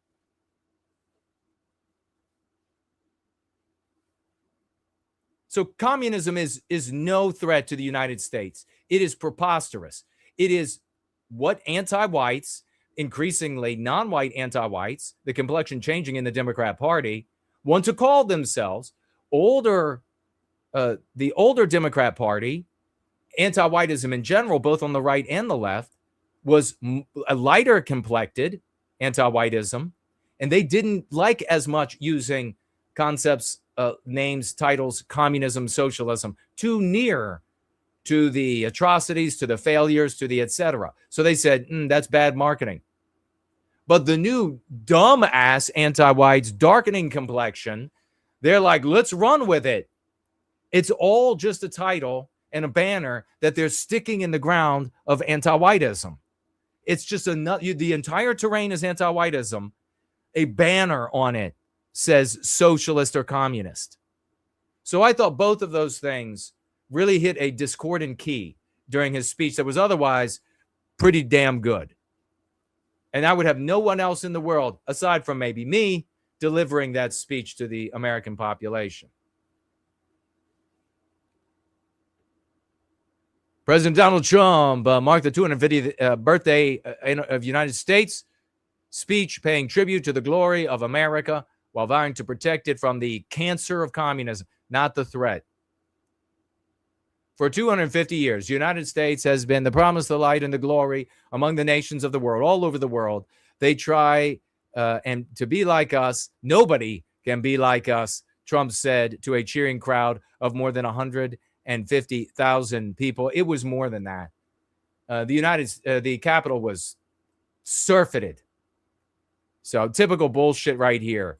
You could have 50,000 anti-white blacks show up, and they're like, million-man march. Not a person under. In fact, it was like 1,000,002. Whatever. Amid boasts of the country's triumphs, highlighted by the recognition of the Medal of Honor winners, which was completely awesome. And it was so cool to have the younger servicemen assisting these older men out onto the stage. God, I loved it. If you're a man, you felt your eyes get wet. And you can't explain to a woman why that is. They don't have that inside of them, my opinion. But if you're a man, you felt that big time. Females are like, that's sweet. Guys are like, eyes tearing up and visions of fighting to the glory or to the death side by side in any kind of combat. They're very different motivators. A girl's like, it's sweet. White guys are like survival of Western kind. Those are quantum level different things. So ladies, get some respect. Get some respect. When your man has his hand over his heart, or he's saluting and he's not in the service, and tears are streaming down his face, honor him. Because that's the reason your fat ass is even alive. That's the reason you have air conditioning. That's the reason you have electricity. Honor him. You owe it to him. It's not dad's emotional or whatever. No, honor and respect that with the gravity it deserves. Yet again, one of our norms that have been erased. Females not honoring and respecting our men, especially when there's a demonstration of that bio-spiritual, the spirit of the West speaking right into us from within us, inspiring us to sacrifice our existence. So we might live all of our days to 107 maybe, but our existence has been sacrificed for the totality of us. And you're concerned about yourself. So I want you to really measure the two. I want you to really evaluate the two. And that, ladies, of course, I'm not talking about white boys out there. There are plenty, especially nowadays. In every generation, there are more white boys. I'm thinking in Generation Alpha, it might be like 95% boys for the totality of their lives. Sorry, ladies. I'm talking about white men. So you're concerned about yourself. They have the spirit of our people speaking to them to sacrifice themselves, even to die or to be maimed or whatever, for the glory and survival of our people. That is worthy of deep respect. In fact, there should be, quite honestly, there should be parades in every single town by women to honor and respect white men. That's what there should be. And you know the sad thing? I think it would sooner happen out of non-white women who respect white men than it would from white women these days. And that's a sad reality. There should be giant festivals of women and children paying tribute to white men.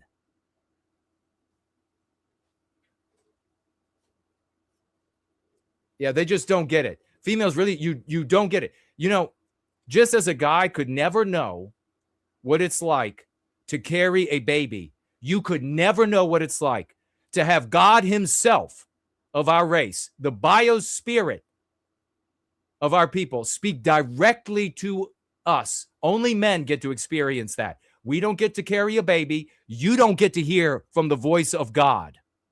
I don't care how many fucking dream catchers you have. Only men get to hear from the voice of God.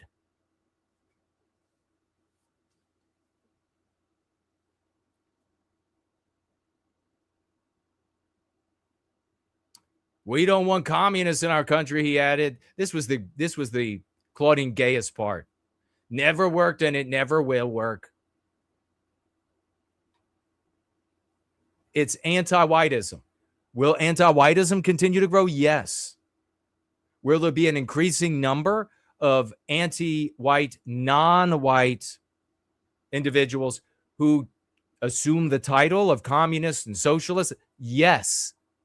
They can't even explain.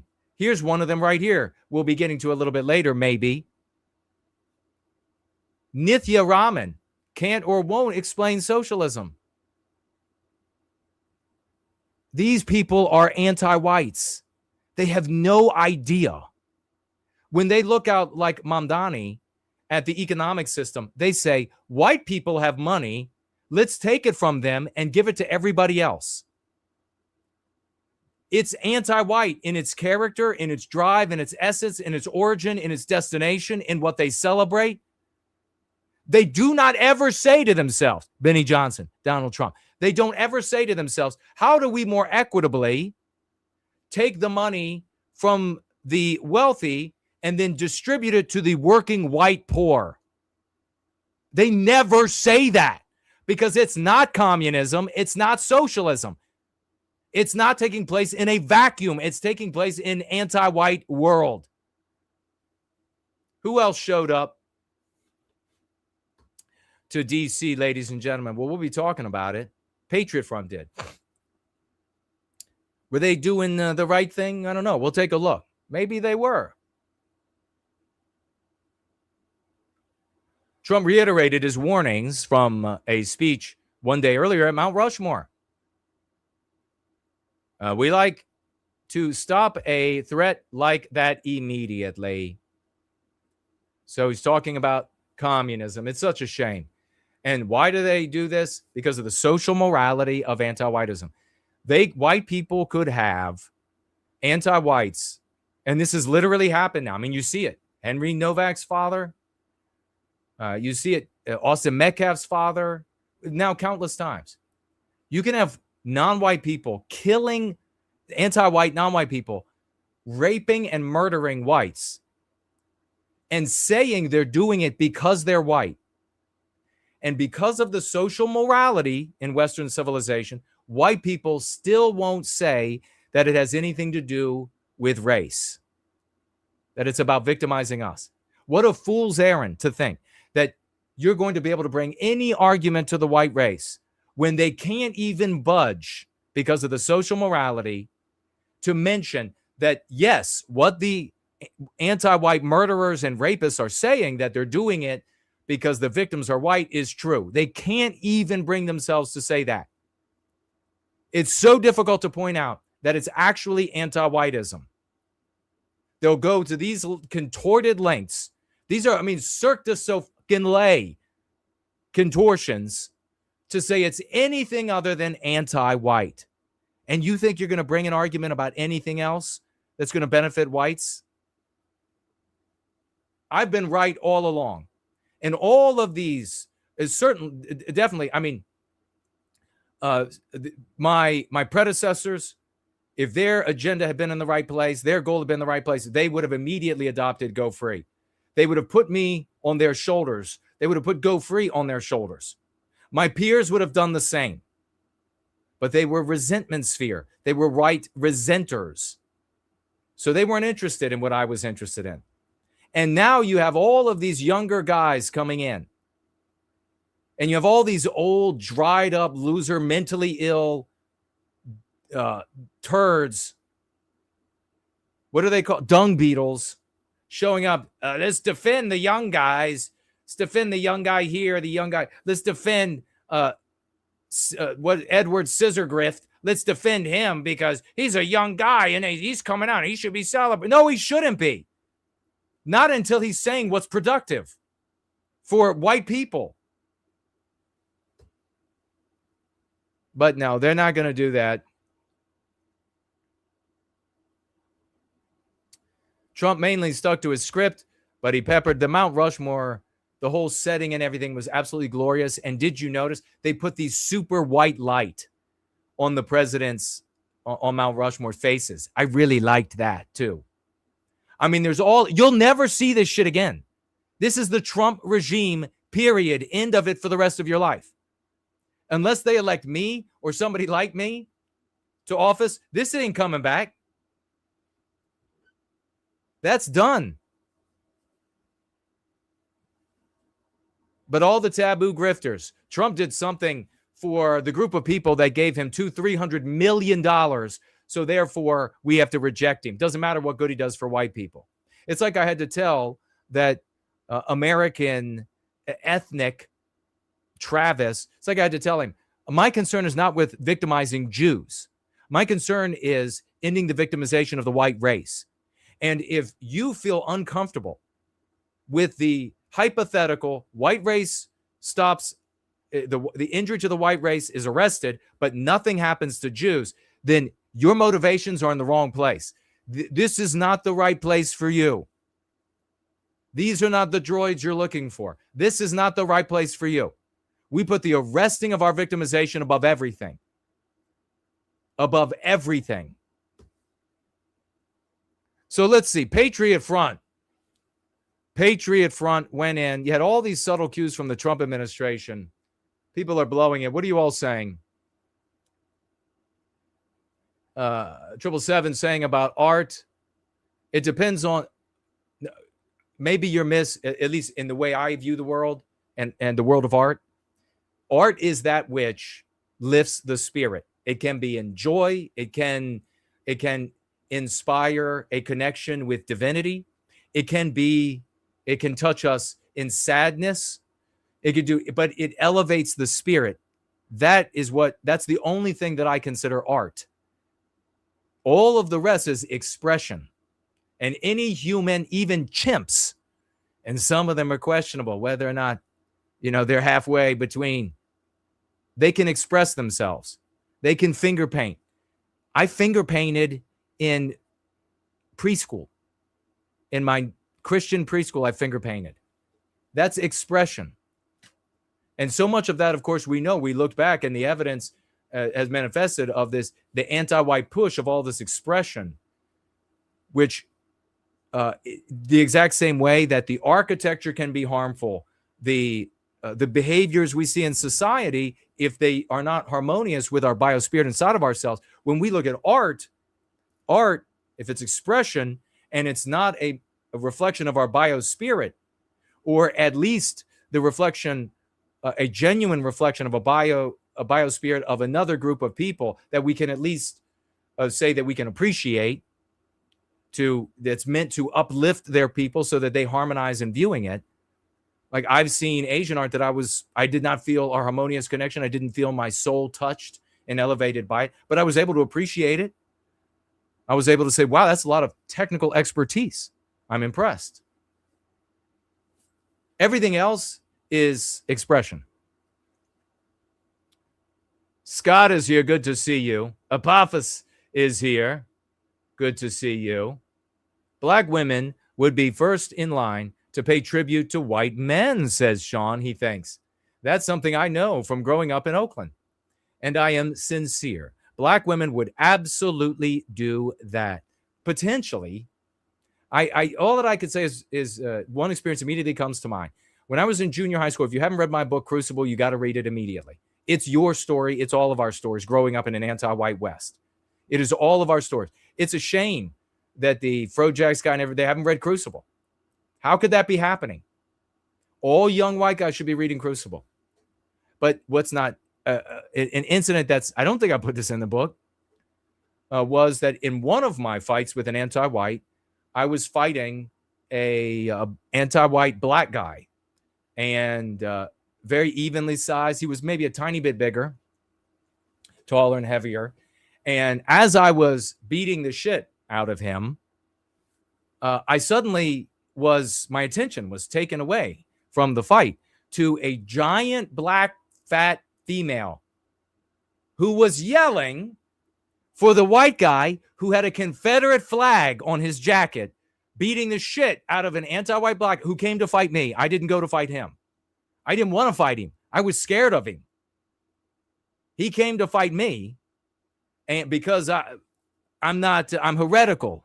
I'm a racist because I'm heretical to anti-whiteism. I stood up for white people. I didn't disparage blacks or any other groups at all. And suddenly there was this black female yelling, "Beat his ass, Jason, beat his ass." She was screaming like right there. So maybe she'd probably show up. I don't know how many others, but she might show up.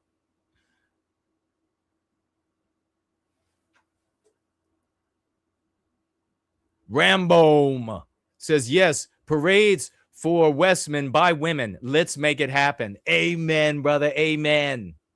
Let's make that happen. We should demand that. You know, if you're talking with maybe you're with a girl that could be a girlfriend, you're interviewing, you're going on the first couple of dates. You're like, you know what? And then repeat everything I said about why there should be these parades by white women to white men.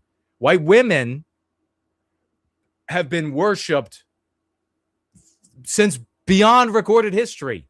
We've been taking care of them, coddling them, making all of the things they do wrong, making it better, always bending over backwards. So there need to be parades because white men are the ones who speak to God. God talks to us and says, go sacrifice your entire life, maybe even ending it for everyone else. That's the most noble thing that an animal on planet Earth can do. Give its entire life. No women doing that. Anti-vilification League is here. Yeah, so you can test her out. If she's like, no way, you can say, you're driving yourself home, bitch. You're driving yourself home. Maybe some of you remember the story. I remember there was subversives. One of our waves of subversive garbage. Let me just also point out before I share the story and we get into very quickly, I do want to mention before we talk about Patriot Front, Juneteenth, just to mention it, and the flag of Juneteenth. And we're going to get into Patriot Front. But there was, if anybody's coming to you and in this community, and they're like, you know, I like everything about Jason, but, and then there's a bunch of other things they pour wormwood criticism on to undermine you and your allegiance or your faith or how impressed you are with Go Free, etc. They tell us, reach out to me, reach out to Franklin, Reach out to Biospirit of the West, because we have jealous people. Sometimes it's good people that are just going a little wrong. Sometimes it's people who have come in for the purpose of creating their own community, their own movement out of the work that we do, out of this audience. We've had it happen numerous times. But there was one of these waves of these subversive garbage who came into the community. And, or if you can't tell the ones that I named, including myself, get to somebody who you think can tell. Tell several people. Make sure you get the word out about who's saying what. If it's subversive in the slightest bit, we're not dealing with this shit anymore. We're not falling for it anymore. It's on board or just go away. We won't follow you. We're not going to go and slander and besmirch you just every single time that this has happened. We just say, go away. And they go away. And that's the end of it. We move on for white well-being. But I had shared the story, and we don't have time to go into all of the details. But I was in a vehicle with a date who decided she was going to say something really anti-white. I tested the brakes from highway speeds, and the vehicle slowed down remarkably quickly. I reached across her, opened up her door, undid her seatbelt, spun around in my seat, put my foot on her hip and side, and shoved her right out of the car. And there were all of these subversives. They're like, he threw a girl out of the car on the side of the road. I did. Absolutely. And I will do it again. Absolutely. I didn't leave her in the ghetto. That wasn't worthy of what she had done. I didn't leave her in an environment where she was in imminent danger. That level of injury wasn't warranted by what she had done. But I did make her walk, and that was definitely worth it. Who created Juneteenth? This anti-white piece of shit created the flag of Juneteenth. A Juneteenth celebration. By the way, kind of funny, isn't it, that they put Juneteenth right beside on the same weekend as Father's Day? It's kind of like they're trying to fill a hole. Celebration spread across the nation. We just had this. And everybody who celebrates this anti-white holiday. What is Juneteenth? Juneteenth is all about the white race's evil. If you're going to celebrate blacks being slaves and then getting their freedom even though they were being freed across the Southland before, during the War for Southern Independence, long before there was a War for Southern Independence or a Confederate States of America, free blacks. Never mind the history. Check it out for yourself. If you're going to say that this is when they got their freedom, then you have to say from whom. And they have two paths, a fork in the road that Juneteenth celebrators can take. The one path is gratitude to the white man. Because according to the history, the fabricated history of the War for Southern Independence, even their fabricated history is that 600,000+ white men died to free you all from bondage. You should be taking that path of celebrating the white race. Blacks, there should be giant parades of blacks celebrating white men. But that's not the path they take, is it? The path they take is how evil the white race is. Oh boy, we was in bonds, swing low, sweet chariot, coming for carry me home. This is what they're doing. They were in bond, and it was the white race who did it to them. It's an anti-white holiday. It's an abomination. And look at the guy, this dashiki African-wearing black nationalist, anti-white garbage is the one that created their flag. Are you surprised? As the Juneteenth holiday approaches, you'll start to see various symbols of blackness across the country. Front lawns, apartments, balconies, and clothing with the Pan-African Black Power fist, anti-whiteism, and other celebratory symbols will be everywhere. But did you know there's a specific flag for Juneteenth? In fact, it has a backstory. Really?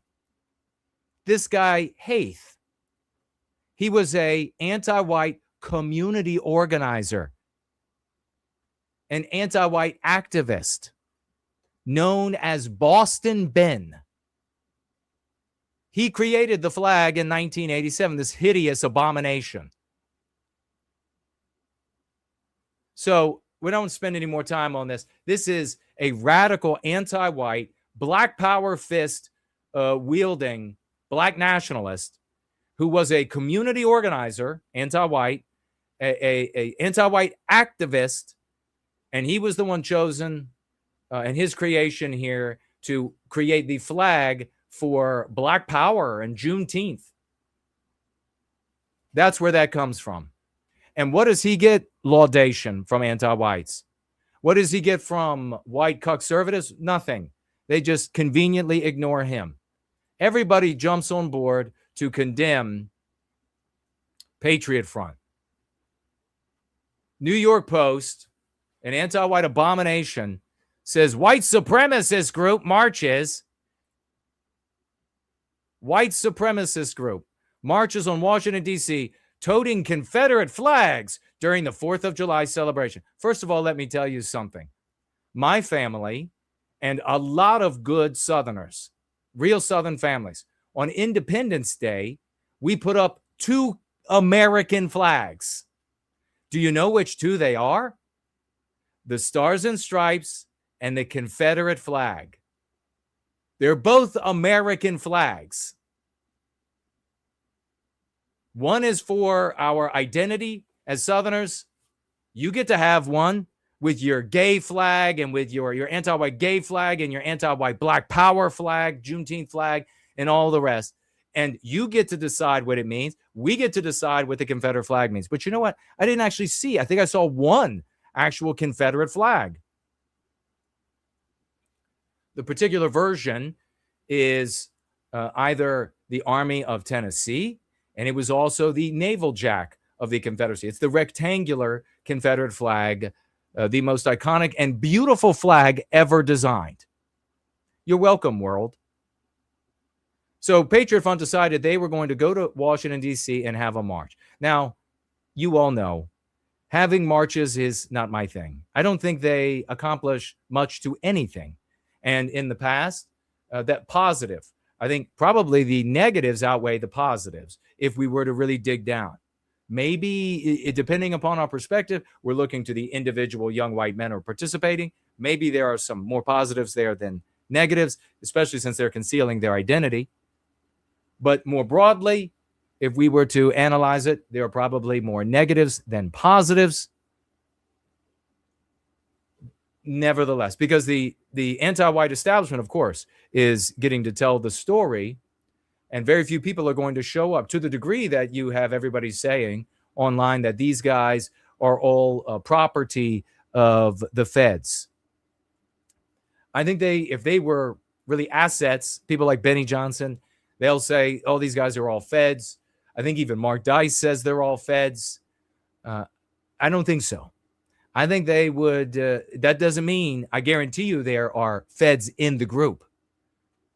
And to whatever degree they can try to persuade and find out identities of people, that's what anti-whites do. That's what feds do. There are, without question, there are going to be private anti-white entities financing individuals to participate. SPLC was probably financing people to be inside of this organization here. It's just impossible to prevent from happening. It's one of the great weaknesses. Having said that, and though I've been critical of Patriot Front in the past, where they went into areas and they thought that they were going to have this show of force, which, as First Last termed it, show of farce. That's exactly what it is. You're not scaring the totality of the black race one iota. When you scare a black child, for example, and I remember when I criticized them for this, going into these non-white neighborhoods in Philadelphia, I believe it was. They all said, well, Jason cares more about the black kids. They care about the white kids.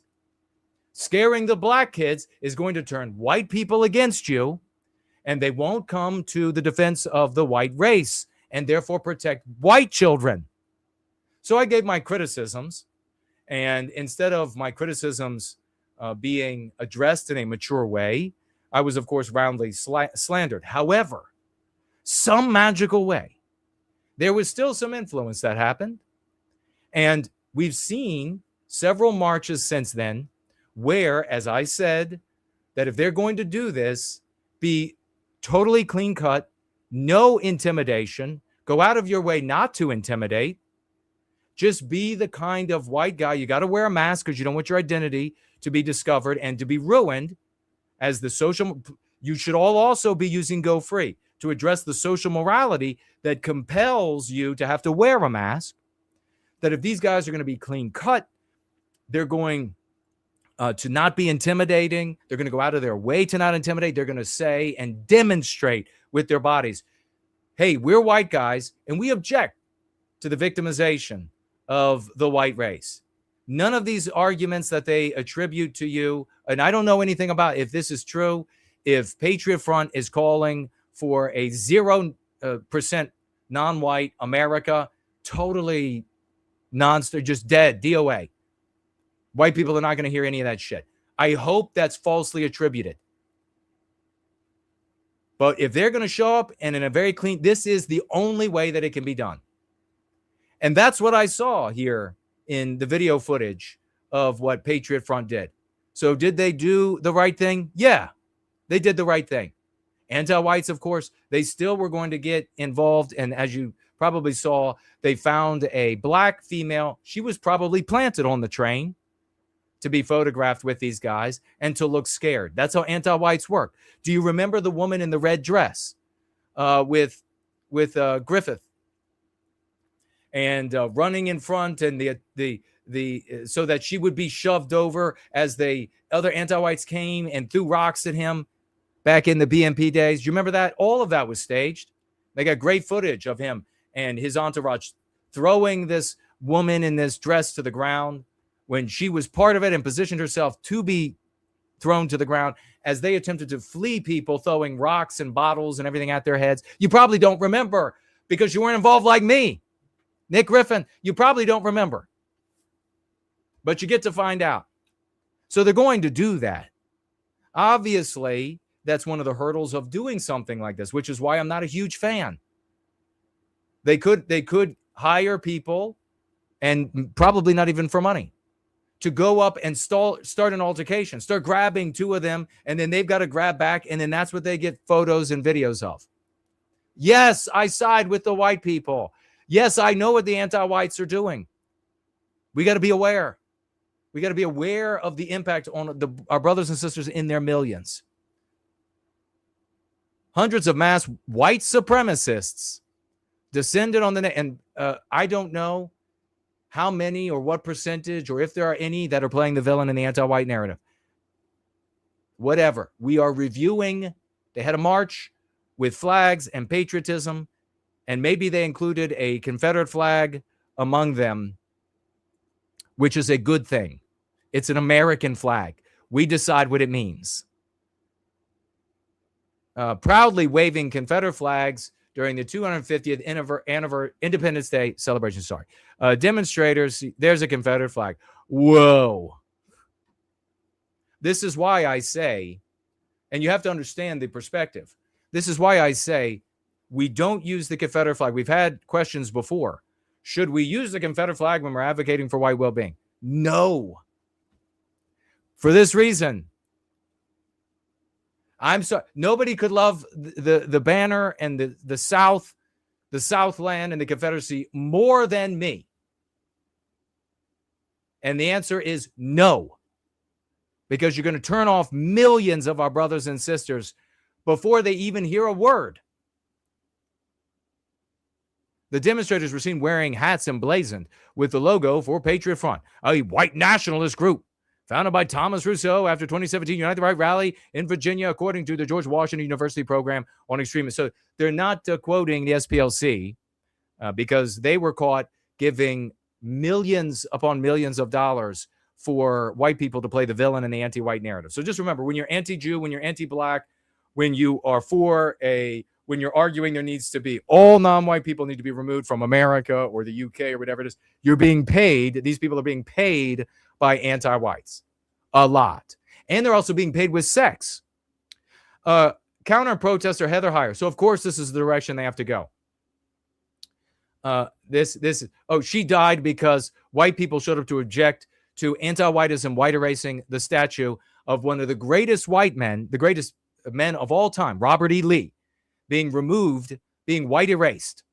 Heather Heyer was a fat, rotund, morbidly obese, grossly ill, anti-white hog. That's what she was. And she died standing out in 98-degree Virginia's temperatures, wearing all black. I reviewed the videos from every available video that I could find, and I could not find his car making contact with her, irrespective of, was he trying to kill people? Was he running from people, etc.? Irrespective of all that. So look at this. Look at this. Again, I'm not for marches, but if they're gonna, if there are a group of white guys that are gonna have a march, do that. We need to address the social morality and get rid of this anti-white social morality so you don't have to wear masks anymore. But they're clean. They're not intimidating anybody anymore. They're in unison. If they show up at a monument and they wave the banners and they give a short speech before everybody gets arrested about loving America, loving our people, objecting to our victimization, that's awesome. If they get up there and they say something like Jews are behind it all, then they should be disbanded. I would be certain if they got up and started saying it's the Jews, it's the blacks, I would know 100% certainty that they're being funded to say that by the feds. If they weren't taking money, how dumb? Because the feds, SPLC, ADL, whatever they are, my opinion, are paying for it. SPLC for sure, indicted. So it would be nothing but harm to the white race.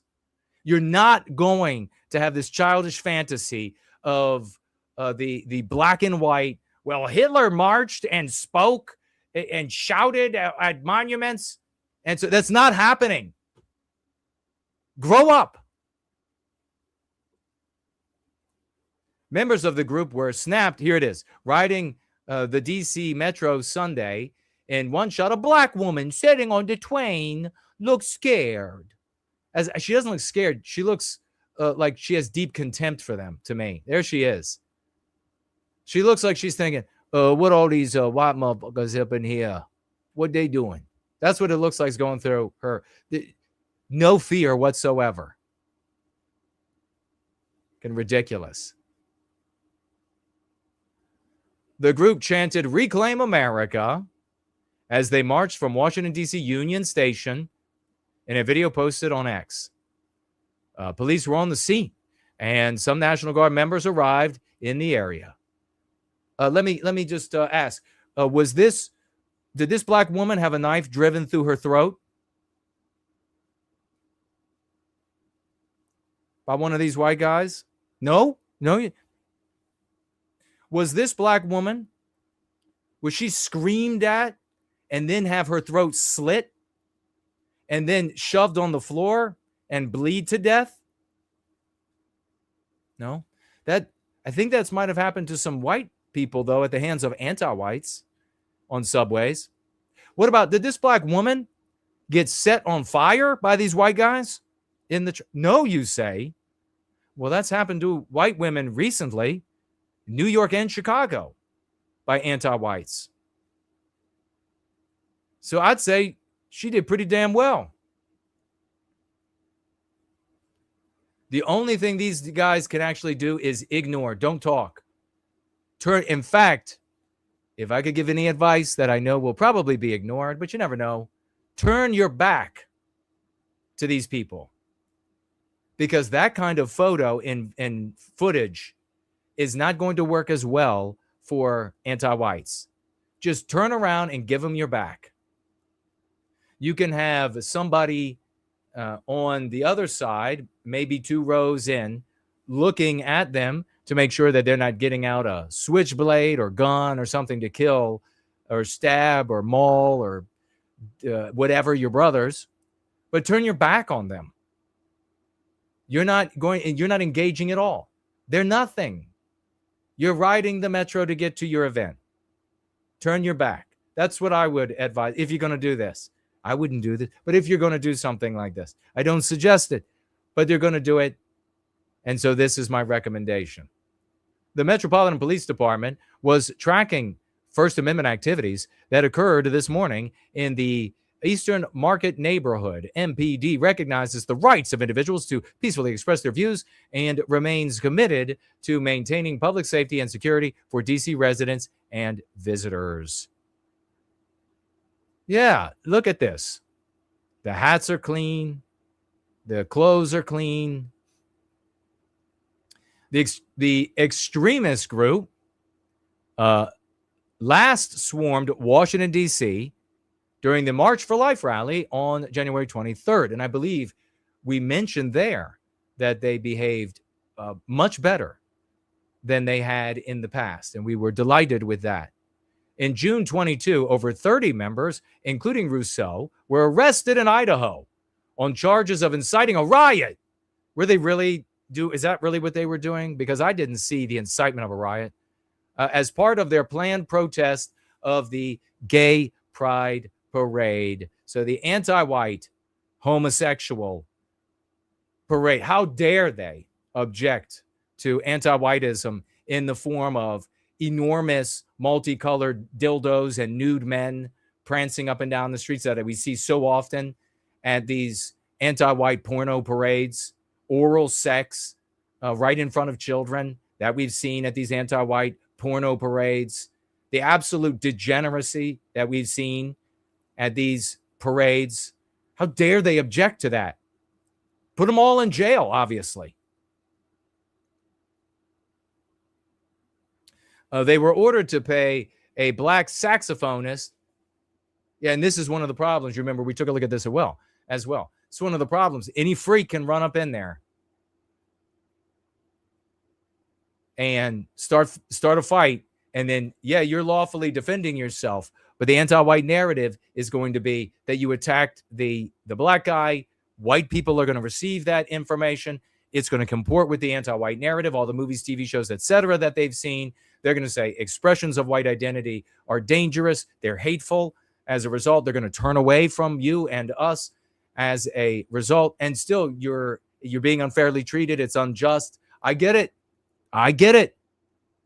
That's one of the reasons why we take on the social morality, so that you can go out there and, if need be, defend yourself, and white people will see it, and they will have already learned the key concepts of going free, or some of them, and then they'll treat you in a completely more favorable light.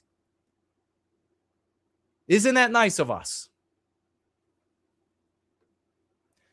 It says here, the group calls for a hard reset of the nation, a return to traditions and the virtues of our forefathers. What is wrong with that? That was the close of the quote.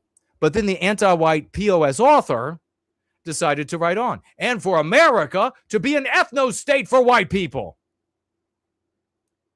according to the Anti-Defamation League, an anti-white organization.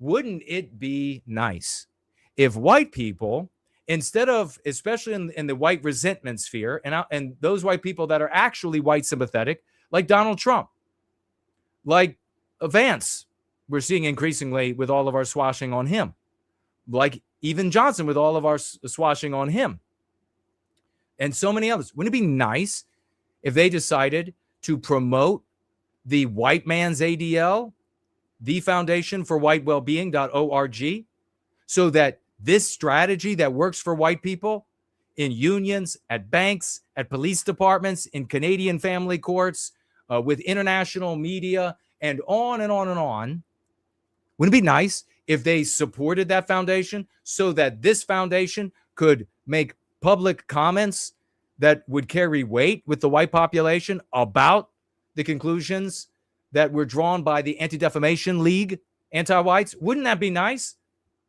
For all of this punching right bullshit, when we talk about behaviors and ideas that are harmful to the white race, that undermine our efforts to recapture our destiny, and all of this condemnation about punching right when we do that, these little dicked losers in the white resentment sphere, all they do is punch white positive. That's all they fucking do. When it comes to yours truly, when it comes to white well-being, all they do is punch white positive. So maybe they should take some of their own fucking medicine. I conclude that Patriot Front did the right thing with their march. Clean cut, unison, not scaring anybody. If you're going to have a march, and I don't recommend it, if you're going to have an organization, and I don't recommend it, then that's how it needs to be done. And with that, we're going to take a short break, and we will be right back.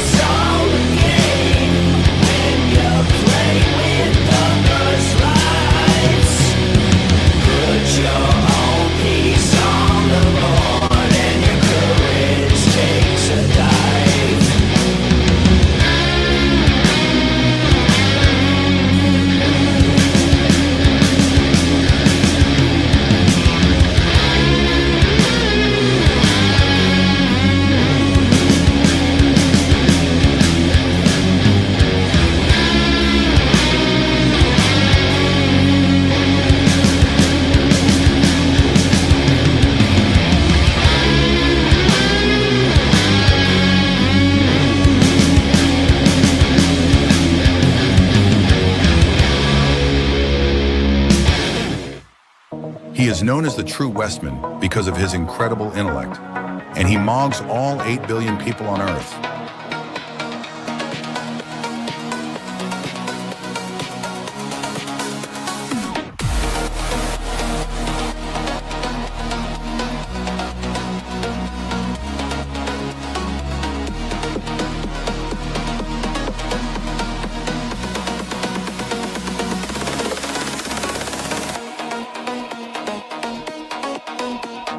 Anti-white black supremacist Joy Reid was on the news today. When will anti-whites be held accountable? All left-leaning political views, all wokeism is rooted in anti-whiteism. And it's anti-whiteism derived from white guilt. But don't fucking tell me that there isn't an anti-white narrative going on in society, because there is, and there has been since the day I was fucking born. What I would say is that's anti-whiteism. In the same way you got Islamophobia or racism, that's anti-whiteism. This is the essence of anti-white hatred, and that's what it is. And we're going to stop using the word racist. White people are finally waking up and not afraid to call out anti-whiteism. You should reframe it so that they're being accused of anti-whiteism, and they're the villain. Exactly. Well, you probably buy into the whole white erasure thing. Yeah, but also Minnesota Catholic school shooting, left wing. The anti-white Charlotte in North Carolina stabbing. Anti-white racism is still racism. And guess who's... I don't like that line. It's called anti-whiteism.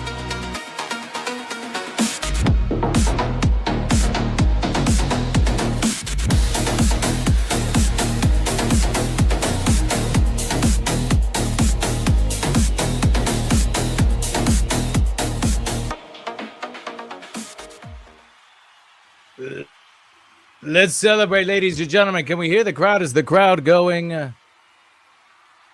Yes, it is. Let's celebrate. Raucous emojis, quadruple 07s came out of my glitter coat.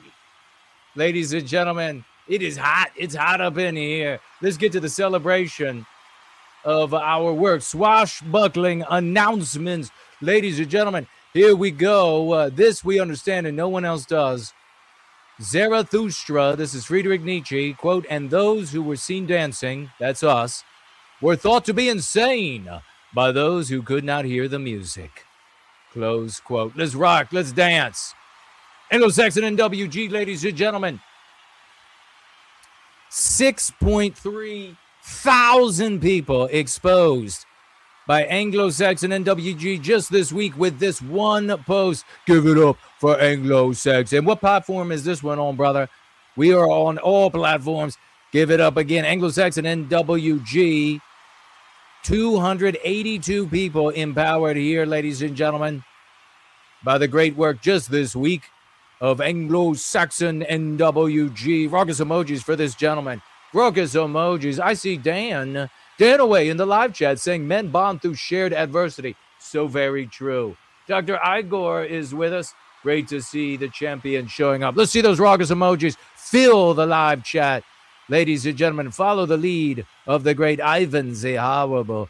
Here we have Anglo-Saxon NWG under another name. Anti-whites are driven by jealousy and envy. 1,012 people empowered by the Go Free lexicon. Let's keep it going. Anglo-Saxon NWG. 272 more empowered this week. Who else is fed up with white erasure? Anglo-Saxon NWG. Anglo-Saxon NWG. There's a reason anti-whites are driven by jealousy and envy. 278 people empowered and given a like to that. And then another 16 more. White positivity makes you anti-whites throw a fit. Empowered by the lexicon that empowers our people, gives our people the tools they need in their lives to recapture their destiny, to recapture their thinking. That's what we're celebrating here, ladies and gentlemen. Let's keep it going. Cool Papa J Magic over here on Dice. Give it up for Cool. 404 people empowered. Anti-whiteism is jealousy and envy. We are the reason Western civilization exists. Give it up for Cool Papa J Magic. Cool Papa J Magic back again. This time on Butterfield. 282 more people empowered. Two-tier is an abstraction. Butterfield says, Cool Papa, this is anti-whiteism. Absolutely big salutes to the great Cool Papa J Magic. These are the swashbuckling generals that you need to know the names of. We need to have sports cards for these people. Cool Papa J Magic back again this time on Salty, the saltiest of the crackers. 185 people empowered with this comment alone. Anti-whiteism is so ingrained in our social fabric and system of governance at this point that her response is practically instinctual. Give it up for Cool Papa J. Always. Not only the concepts, but the dialectics, the arguments right out of Go Free, the arguments that are naturally formed as a consequence of utilizing the practice of Go Free. This is genius. This is the ending of our victimization. This is the recapturing of our destiny. Cool Papa J Magic book again. This time on Think Before You Sleep. Is that what it says? He's got almost 200 more empowered. ESG is anti-whiteism. Woke is anti-whiteism. DEI is anti-white. Nothing but quadruple 07s for here. Look at this. We got this coming up. We got more coming up. We got more coming up. Oh my goodness, we got more coming up. And we got, this is a wild found on Dice. I don't think we know. I don't think this is as a solo activist. Nearly 600 people empowered by Mort's nerd. Institutionalized anti-whiteism is a big problem. Let's give it up. This might be the praxis, or it might be a solo activist, but let's give it up for this champion. Thank you so much. Good, brother. And we did that. No one else has done anything like this. I'm afraid no marching has done this. No amount of anything else has done this. We did this by way of Donald Trump Jr. And we're going to celebrate that right now. We're going to give a big thank you to Joseph McDaniel, Biosphere of the West, Z. Ivan, Z. Franklin, and Z. Roberts for swashing on Donald Trump Jr.'s stream, which is how we got the lexicon into his mouth. And then we're able to say literally weeks before Donald Trump said this. Do you remember? I came out of my mind that we said it ahead of time. Donald Trump will be saying anti-white, bada bing, it happens. And we're not even talking about the previous administration when we were able to point out when he was going to be talking about white people. You remember that? We knew that ahead of time too. And we celebrated that. Give it up for all of our champions in service to white well-being, and these as well, West Franklin and Anglo-Saxon NWG, and everybody who helped them out to collect a fraction of the overall victories that we were able to pull together from this community, always just a fraction every single week. And we want more of these victories, and we have big salutes for everybody who is participating. Let's celebrate those on the honors roll call, and we know that at the beginning of every month, and it is the beginning of July, at our first church gathering, Church of the West gathering, we celebrate those who are on the honors roll call. You can get on the honors roll call by heading on over to Subscribestar, and then I think Gumroad as well. If you are on Gumroad and I don't see you, then reach out to me. Let me know that you are on Gumroad and you are gifting monthly without giving a single thought to it. We like to celebrate these people. We call that the honors roll call. And those at the very top of the honors roll call, we refer to as the All-Stars. So let's go to the very top, ladies and gentlemen. Promethean Healing All-Star. Ladies and gentlemen, the All-Star of the All-Stars is Promethean Healing. And let's keep going with the rest of the All-Stars. We have Marie Curie. Give it up for Marie Curie. What a magnificent woman Marie is. Keep it going for Western Sunrise. All-Stars, ladies and gentlemen. Ruggles emojis. Defeat Deceit.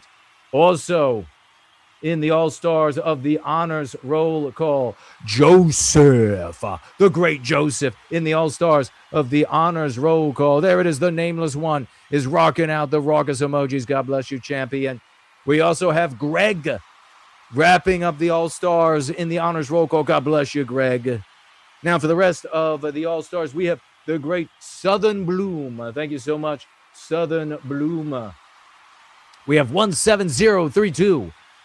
And we have Agana as well. Thank you so much. We have Pappy the Wanderer. Thank you. We have Keep It White.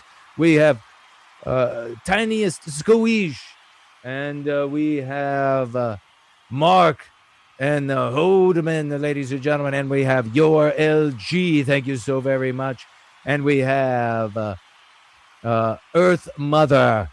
God bless you. That wraps up the honors Roll call, ladies and gentlemen. Big salutes to these individuals. They help the gears continue to turn in service to white well-being, without which it would be very difficult to have all of these different platforms and all of multicasting and all that we do here in service to white well-being. God bless you all. And, of course, everybody who financially gives. Let's keep going with the raucous emojis for Anglo-Saxon NWG, making at least two, I think, clips of yours truly this week. Anglo-Saxon NWG taking the fight to the anti-whites in so many ways that we cannot even believe it. Give this man a lot of love.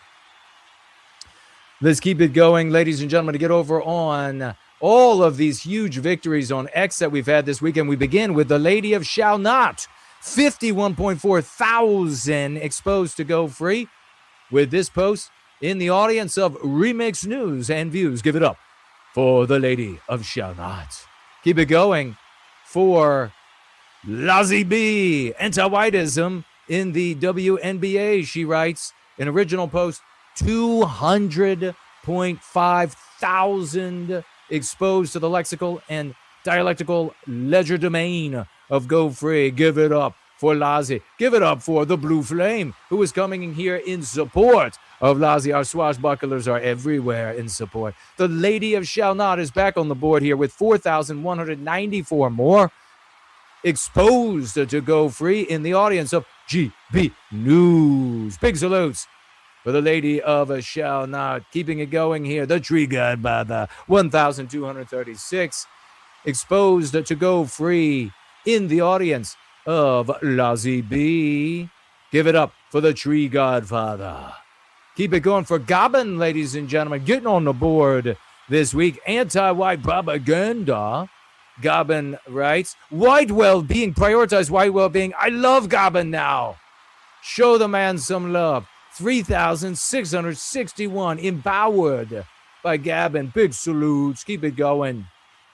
Biospirit of the West, 2,736 empowered this week in the audience of Daniel Kadkanen. Give it up for the OT leader, Unstoppable. Tone, is this praxis? Is this the Go Free practice to the Go Free praxis bouncing back at us? Or is Tone somebody we know? Using our meme, 2,567 and climbing. Give it up for Tone in the audience of Eva Valdingerbrook. Remember, when Eva starts using all the lexicon of Go Free, when she starts using any of the lexicon of Go Free, as we've already seen recently, you'll know it came from us. Let's keep it going. Dylan here, ladies and gentlemen. Dylan here. When did Europeans' values become white erasure? Give it up for the champion. Over 4,000. Look at that. Diplomat of Western Kind. Give it up for him as well in support. Diplomat for Western Kind. This in the audience of Global Dissident. Show the love, lady. This probably is praxis, ladies and gentlemen. The Go Free practice to the Go Free praxis. 1,733 souls saved in credit to Biospirit of the West on this glorious post in audience of Matt Walsh. Diplomat for Western Kind in support, and now in his own post, 2,425 souls saved by this hero in the audience of Radio Genoa. Keep it going. Biospirit of the West back again. He says, I own this scoreboard. 2,000 almost and climbing. Let's call what she is anti-white in the audience of Matt Walsh. Very well put. Dallas Malloy, I said Dallas, is there with 2,714 souls saved with this remake of this in the audience of James Woods. I love the remake so much better. Give it up for Dallas. Keep it going for Joshua Lysick. Anti-whites, he says every single time, 1,695 people in this original post. Give it up for Joshua. Lazy B said 200K wasn't enough. I'm back again. 3,137 more empowered with the lexicon of Go Free here in another original post. Give it up for Lazy B in celebration. Janitor of White Noirs on the board. This week he climbed on a trebuchet and fired himself to the top of the board. 2,179 souls he brings into the bosom of white well-being. This in the audience of Basil the Great. What a week we've had. Western Kind Art, you know who she is. 6,306. Western Kind Art, Art is Life, empowered just this week by her tweet right here in the audience of Inevitable West. I love it. Well done. Art is Life. Dallas Malloy back again, almost 2,000 more. She rocks to the top of the board. In the audience of Tommy Robinson. This is how we change the world, ladies and gentlemen. Lady of Shall Not, 7,569 more. To her credit this week in the audience of Concerned Citizen. Give it up for the Lady of Shall Not. Keep it going for Justin McDaniel. 2,071 more. Empowerment by Justin McDaniel, a man very familiar with the scoreboard and the gridiron. This in the audience of Carl Benjamin. Swashbuckling excellence. And this, ladies and gentlemen, is Diplomat for Western Kind getting his comment read. Let's see if we can find it in here on Ramsey Paul. All they are obsessed with really is Israel, not us. So, I mean, it's not. Whatever. I guess the party of Tom Cotton and Ted Cruz, they don't care about Americans. They just care about Israel. So I'm like, okay, I guess they don't really care about us. Why should we support them? I got a power chat. It's not homicidal. This is Diplomats for Western Kind. It's not homicidal mania, malice. It's homicidal anti-whiteism. Yes. We have to center white people in every conversation if we are to end our victimization. We are the victims. Stop thinking of us as fictional victims like non-white, anti-white should play the victims. Give it up, ladies and gentlemen, for Diplomat of Western Kind. And a little bit of applause there for the Ramsey Paul reading the power chat. Diplomat for Western Kind. Big salute. Anti-white invader who sits at Washington desk with desk backwards. What the F flank by anti-white hit squad. Biospirit of the West, ladies and gentlemen, empowering 1,738 people in the audience of End Wokeness. Yeah, look at all this anti-white filth. This is what they want to do to your white America. God bless Biospirit of the West. Let's keep it going. Diplomat of Western Kind back again. Matt, he responded to Power Chat. Paul, we're not trying to win over the anti-whites. We're trying to win over the white, guilted white people, normies, who care about our victimization. Facts fail and emotions motivate. Using our injury work for non-whites, and it will work for us. Give it up for Diplomat of Western Kind. Ladies and gentlemen, what an epically used several dollars right there. So very true. Diplomat for Western Kind, swashing like the absolute best of them. Buzzword of the West back again. 3,000 more empowered with this post. In the audience of Nick Sorter. Give it up for Biospirit of the West. OD leader. Lazzy B says, I'm coming back. 2,683 in another original post. Tree Godfather standing there in support. Swashbuckling power. Hollywood is in history. We love this meme, don't we? And she writes, it's history is anti-white. Absolutely. Just give it up for Lazzy B. Lady of Shall Not as well. 4,304 empowered right here with this epic memeage usage here in the audience of American Papa Bear. Give it up for the Lady of Shall Not. Rogus emojis. Dallas Malloy back again. I got to say, this has been a week for the ladies in service to white well-being. 3,432 more goes to the credit of Dallas Malloy, swashing magnificently in the audience of Elon Musk. But directly in response to Bastayev. Give it up for Dallas Malloy. As we keep it going, ladies and gentlemen, Gladinos is getting in the game. Gladinos, I said. He says, incompetence, in quotes. That's not incompetence, you coward. That's anti-whiteism. 4,246 empowered by Gladinos. Show him the love. This in the audience of Ashton Forbes. Is that Forbes? Cardia Nebula, ladies and gentlemen, had a glorious week. Last week, I think it was 10,000 more people in climbing here, empowered in the audience of Genius Tag. Give it up for the Cardia of the Nebula. Well done. The Lady of Shall Not, 3,632, a return to the winner's circle. This in the audience of Politics UK. Give it up for the Lady of Shall Not. Lady of Shall Not. Keep those applause going. 2,689. White privilege is code for their jealousy of white excellence. This in the audience of Gregory Ruse. Ladies and gentlemen, give it up for the lady of Shana. Anti-whites of X. Big on your feet, wild raucous emojis. Went back to another bank and had another exercise of facing anti-whiteism that we teach you to do in the Go Free practice. And he talked with a manager, and you can find this on my X using. Is that what you're referring to? Are you referring to the diversity lending? The practice of facing anti-whiteism means you go out and you could do it in various ways. We teach you how to do this in Go Free to build your confidence, to build your knowledge, to teach you to center Western kind and not other groups of people. This hero is going into bank after bank, credit union after credit, and he's taking them on. He's like, yeah, I want to give some feedback about all the anti-whiteism in this place. And they're like, the diversity? Yeah, the anti-whiteism. No, I think the business resource groups are more of like an internal. They're like clubs for different interests. And so he's pointing out that there are clubs for all of these different groups of people except for straight white males. And he wants to lodge a complaint. And the manager, you'll watch the video and you'll find out the manager absolutely receives that complaint like a totally normal person. Yeah, I'll absolutely pass this along. This is magnificent. This is the Go Free practice at work, ladies and gentlemen.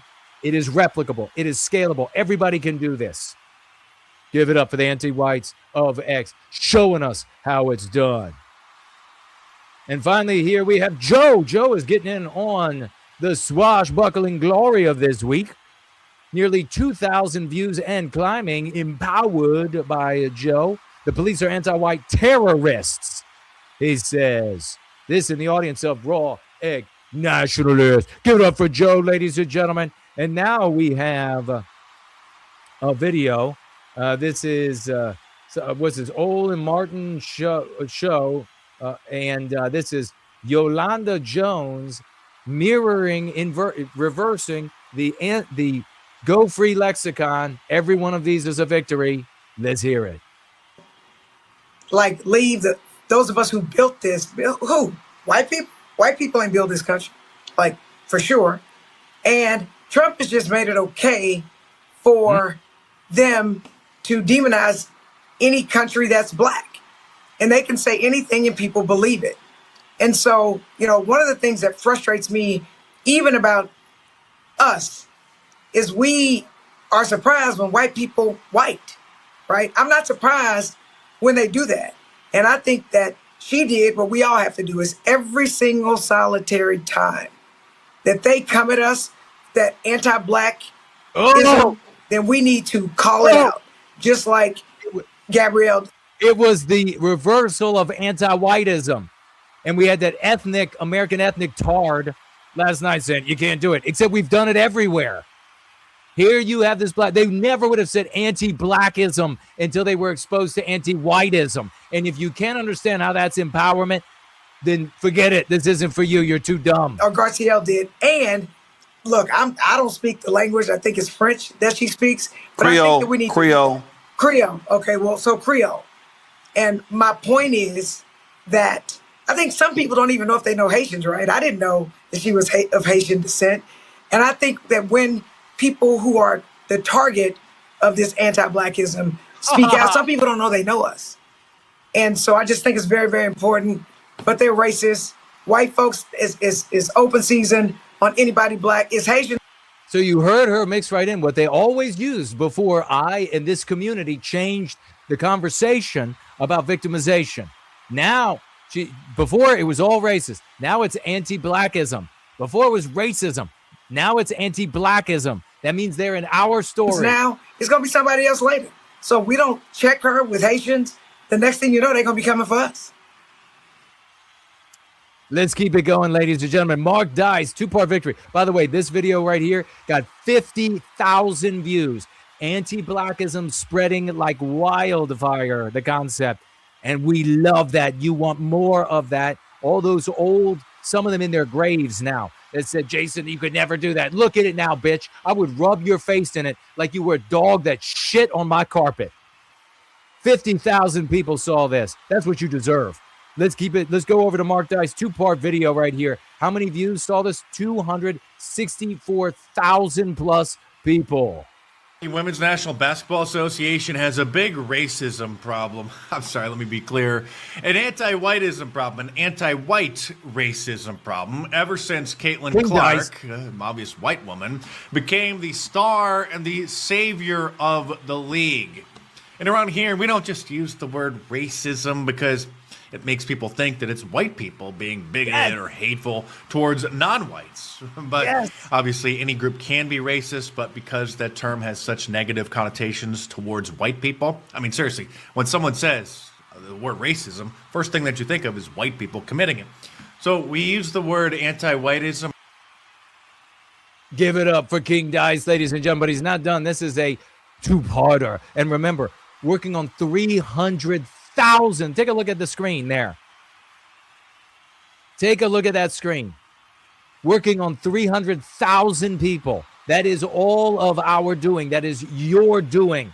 We are changing the conversation about our victimization. We are bringing over our victimizers quite readily, quite easily to come into our story and flip our concepts and be the characters in our story. This is the genius of the white race, recapturing our destiny. Let's go back to Mark Dice. Like, you see the videos of, like, literally kneeing and cheap shotting C in the throat. Like, if she did that to any of our teammates, we'd be pissed.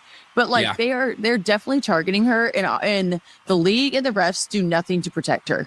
But why are they targeting her, Sophie? Why? Yes, just say it. The anti-whites are getting especially upset because now Sophie Cunningham is a rising star. And like I said, she's not just white, she's blonde with blue eyes and just became the internet's favorite meme because of this instance. Give it up for the King Dice. I mean, perfectly. Coming in at the exact right moment, but why are they targeting you? Say it. And finally, we have, is this Hassan Piker doing an imitation of Tucker Carlson? Could he be inverting our concepts? Let's listen. In this business. And there are other Democrats that don't agree with me, and that's all right. They know what I'm after, and I know where they're at. But what I'm not going to do is allow my humanity to be erased, and I don't think that these newly elected officials should have theirs erased either. I think what you're saying, what I'm hearing you say, is you think people should give these people a chance and see what they do when they govern.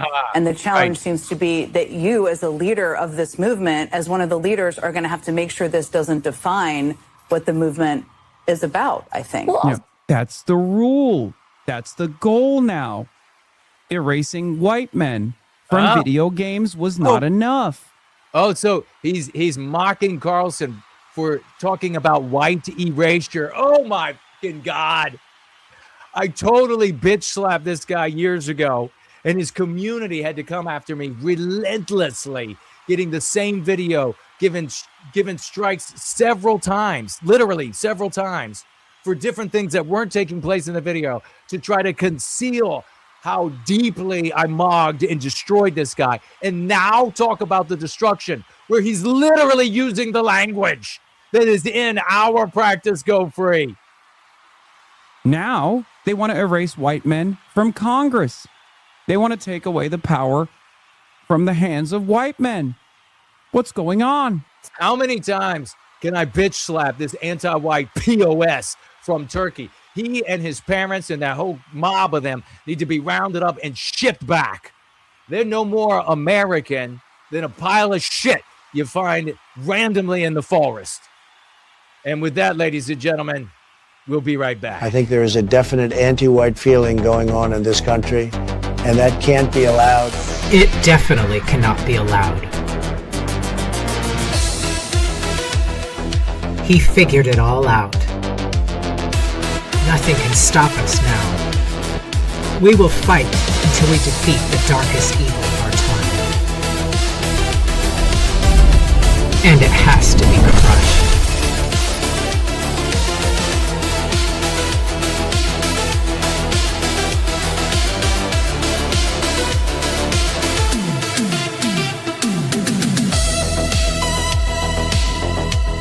It's time to go free, brother. The white race will be a people again.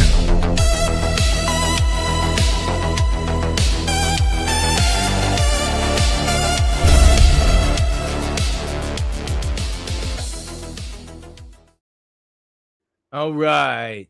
Let's continue the celebration with the financial gifts that have shown up. The great Corey. Two Shift Corey is in here today, ladies and gentlemen. $50 for white well-being. Church of the West. God bless, Corey. Big God bless. He says, Happy Independence Day, white well-being community. 07. This is double shift. This is double shift Corey we're talking about. $50. Let's keep it going. $50 for the great dude bro moment. I don't even know if he's shown up yet, but you just know he will. Dude bro moment, when he shows up, we'll be gifting $50. That's how dependable this hero is. That's how dependable. He'll be contributing $50 financial gift, and he'll write with it for white well-being. Let's keep it going. Corey and dude bro moment, both are on the board. God bless you. Let's see if we have any others that we will be celebrating. We'll come back and we'll get to all of the others, ladies and gentlemen. Any other financial gifts there are? All right. Let's give a thanks to Yiz the Unifier, ladies and gentlemen, who came in here with a $5 bill. The great Yiz. Weekly folk chat for white well-being. She writes, thank you so much, Yiz. And last week, we missed it last week. Firelight financially gifted $5 as well as she walked into the House of Swash. Firelight, ladies and gentlemen, thank you. $5 from Yiz, $5 from Firelight. God bless the both of you. Let's jump over to our thaumatological mailbag because we had, and remember, get a tag together at symbol, no white guilt, nothing touching it, no spaces, and you'll be able to tag me. You could do it on X, you could do it on YouTube. Make sure you switched over to live chat. You could do it on Rumble. You could do it on Entropy. A lot of places you can do it. And you could do it on Odyssey. It's up and running. I want to hear what you have to say with our remaining time together on this glorious birthday. The day right after, what a night it was. So let's get into our mailbag. Thaumatological mailbag was interesting this week. I opened it up and I peered down. I said, boy, this thing is kind of heavy this week. What could possibly be in the mailbag? And I looked down in it and you wouldn't believe it. The tree godfather himself has sent me, and it has arrived in the thaumatological mailbag, a one-of-a-kind handmade bird feeder. Look at that. Look, it smells. I love the wood smell. I love it. You open up the top. He's got hinges on it. He knows I'm a bird lover and bird feeder. Oh, this is durable construction, very sturdy. He signed the bottom of it. I got a one-of-a-kind here. I don't know if I want to put it outside, but I do want to put it outside. Give it up for the tree godfather. For the love of God, what a thoughtful thing to make. That's not even buy, that's make. I love it. I'm going to be feeding. I've got several crows, and I'm talking about some big crows. They come and hang out here and every day. And I'd like to make friends with them because crows are so smart, but they always fly right away. They're not going to be able to eat from here, which is actually a good thing because they can gobble down some food. But these things are so big, I want to call them like turkey crows. The hell is that? They're not ravens. Ravens are a little bigger than that even, but these are some big ass crows. Anybody know? What the hell kind of crow is that? Big crow. But all the other birds are going to be able. The bluebirds will be able to get this. How many birds can you name? Goldfinches, house finches, purple finches, chickadees, wrens. They'll all be able to eat here as well. Probably will also downy woodpeckers, maybe even red-breasted woodpecker. Depends on what kind of seed I put in here. You know, the whole assortment. We could go on and on. You know who won't be able to? The poor mourning doves. They won't be able to purchase, but that's okay because they get plenty of food elsewhere. I got in the backyard. I got foxes. I've got raccoons that walk on their hind legs.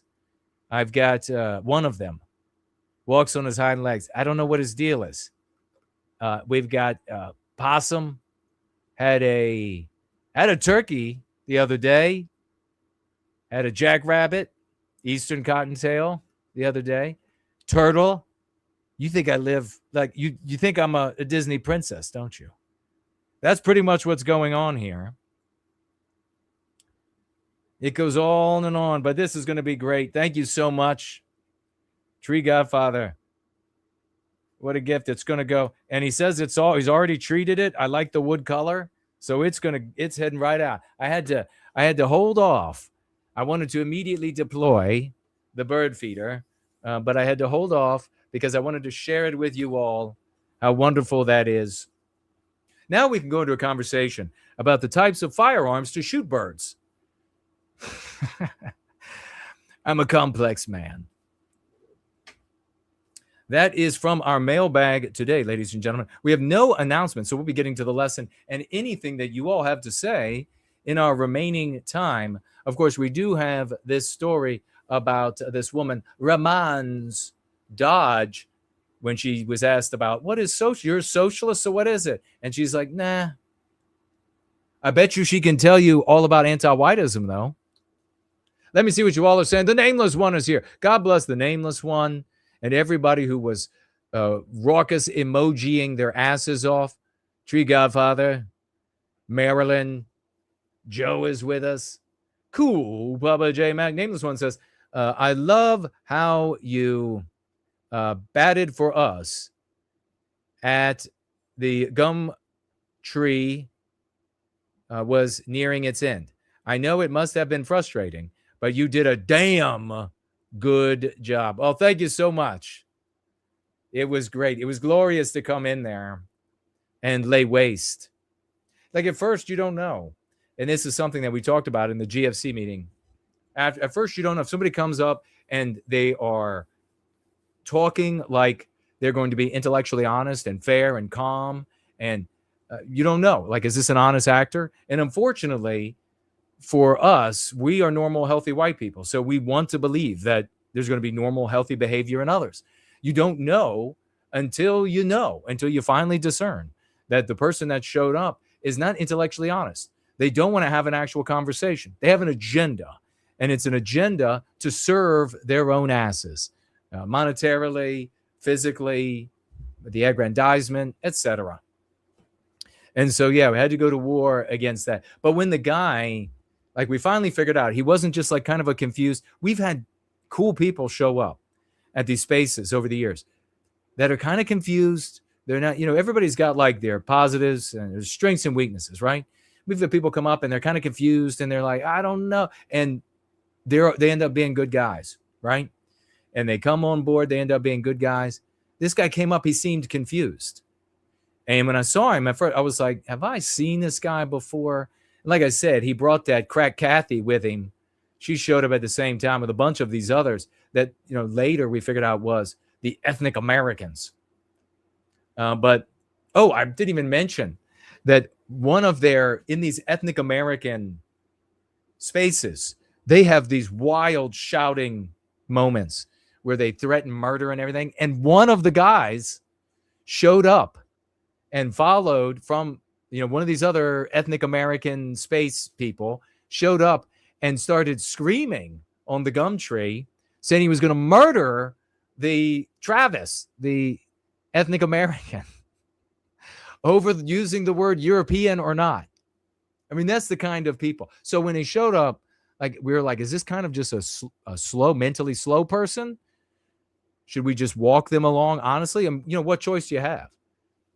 And then figured out, nah, this guy's not being honest. And that's when I came in and I was like, it's clear that you have this ethnic American agenda. So let's talk about that. And decided to destroy him and destroyed Crack Kathy, the skank. That was fun. I hope everybody enjoyed that. I could actually hear, I'm on the East Coast, outside Washington, D.C. I could hear Biospirit of the West from the West Coast laughing his ass off. So I know it went over well. 77 Conspiracies is here. First Class says Jason is a bird brain.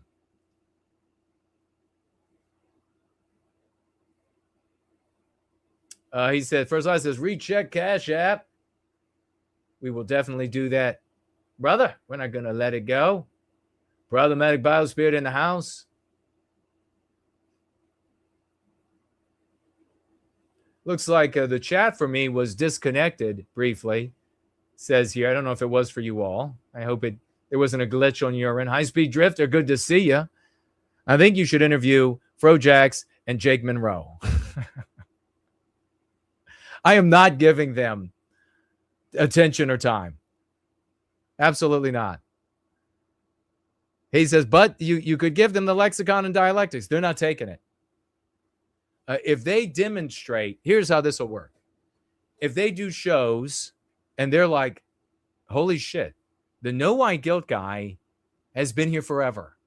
And he developed a system that has worked with all of these cases. Like when I saw this show and I talked to these other people and it's worked in Canadian family court. We don't have anything going on like that in the rest. I can't find any other example. This is truly amazing. We would like to talk with him about these successes. Then I will talk with them.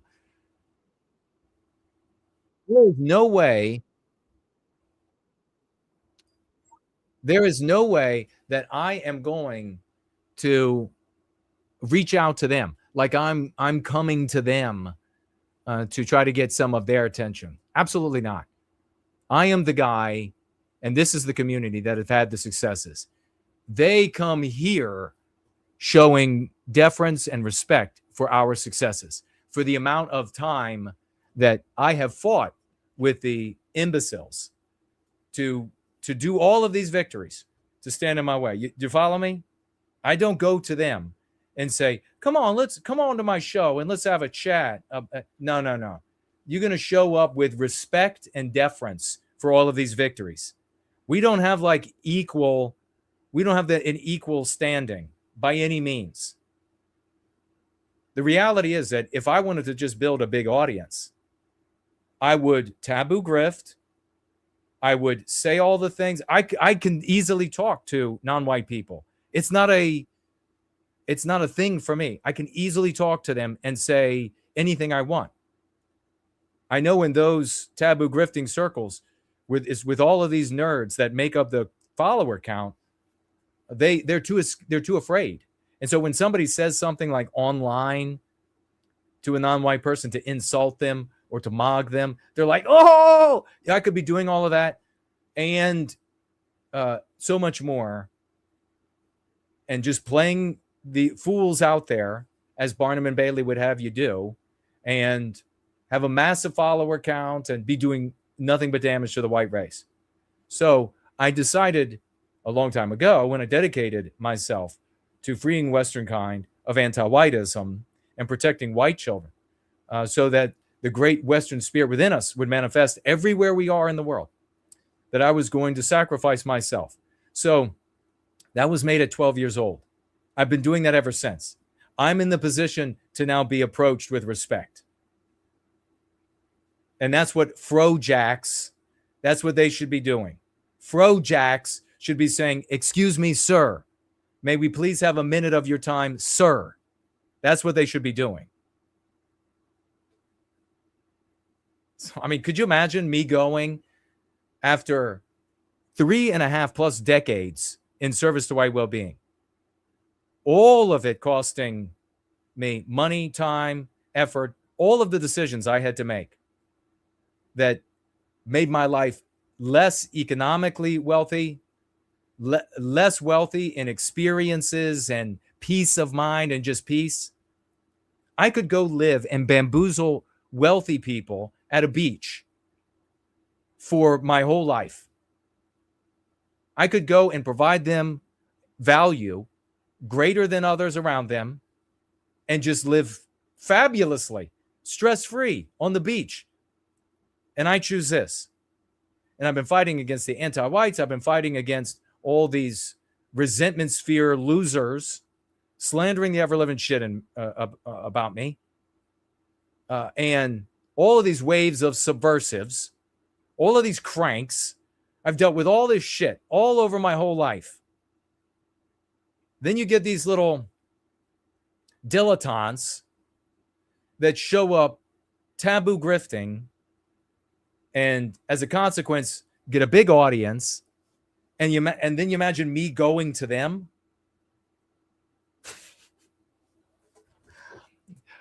Pardon my French for those. Cover your kids' ears, but fuck that. Fuck that. But I appreciate the suggestion nonetheless. They should pick up the lexicon. It's the only thing that works. It's the only thing that works.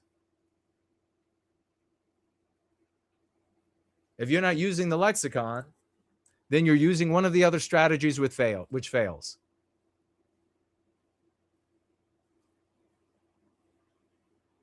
I mean, I had people coming to me, telling me to reach out to, and I'm not saying you would do this, but telling me to reach out to, who's this non-white gypsy crusader? No white blood in him at all. Northern Indian Punjabi genetic heritage in him, going online, insulting non-white children and getting laughter from a bunch of emotionally and mentally stunted white boy losers. And people are like, you should reach out to him. He's got a big audience. You should have a conversation. Fuck that. Fucking crawl on your knees to me. Crawl on your knees to me.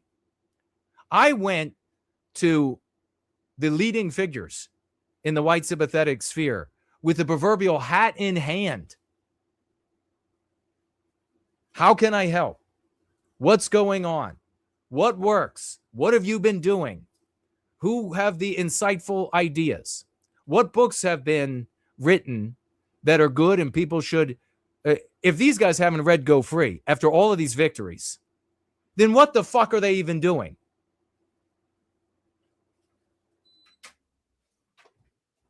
I mean, seriously.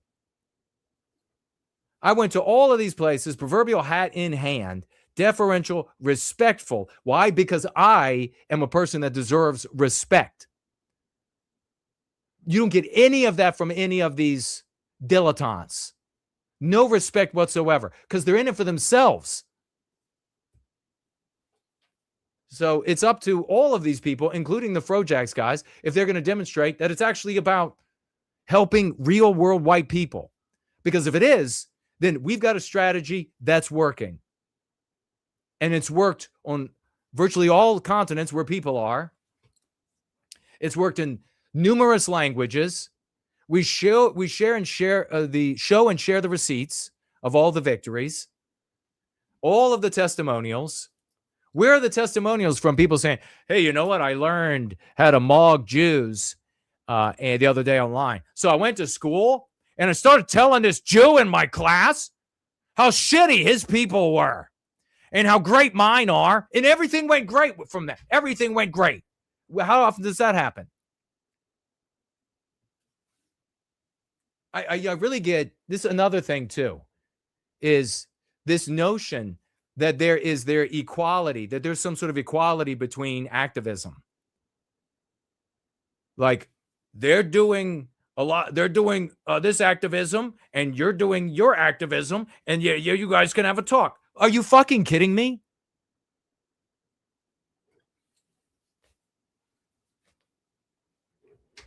I mean, I might as well have Chud the Black Pegged on and have a conversation with him. How many times did you get black pegged, Chud? Let's talk about your form of activism for white people. It's nothing done for white people.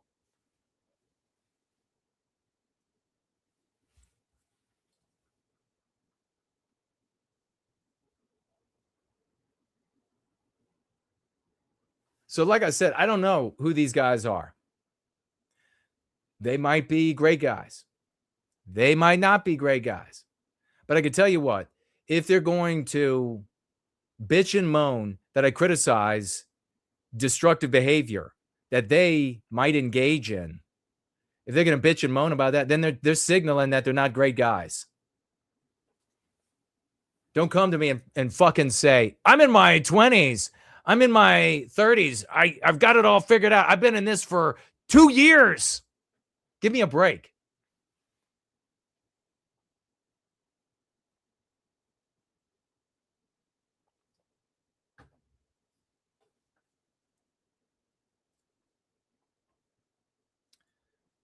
All right. Yeah, so maybe what you should do is you go to them and you say to them, hey, you know what you should do? You guys are new.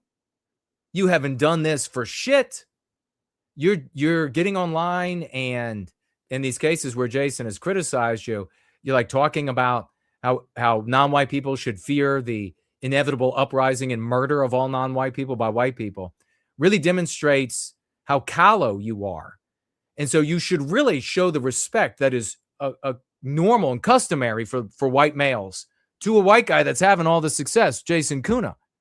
And you should go with proverbial hat in hand to him and say, hey, could you give us some of your wisdom? Could you give us some of your insight? You've been in the trenches. You're having all these successes. We'd like to hear about it. You should go to them and see what they say. And then come back and let me know how they responded to that. Like I said, I don't know them. Maybe they'll be like, that's a great idea. Maybe they'll say that. I don't know. But maybe some of you know them better. And they'll be like, I mean, the one guy was saying, who was saying it was a 777, somebody was saying that they don't like authority. They don't like masculine authority. Well, if you don't like masculine authority, you're not going to like me. Because I'm a man of the West. So, and if the bottom line is the kind of people that don't like masculine authority are the kind of people who are not going to be able to take us to the recapture of our destiny.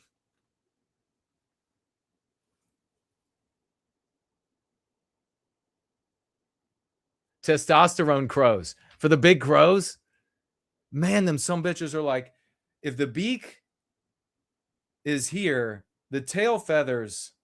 Now tell me that ain't a big ass crow. Beak, front of the beak, tail feathers. And I'm like, let's be friends. Do y'all remember the one that was sick? And I made him scrambled eggs. I fed that sucker, made him scrambled eggs. What else did I put out there for him? Seeds. And he had fresh water.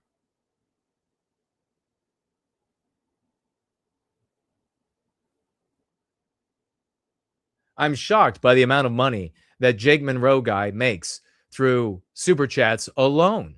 So is Jake Moron. Franklin showed me the video that he got of it. Jake Moron, Edward Scissorgrift, was literally almost speechless with this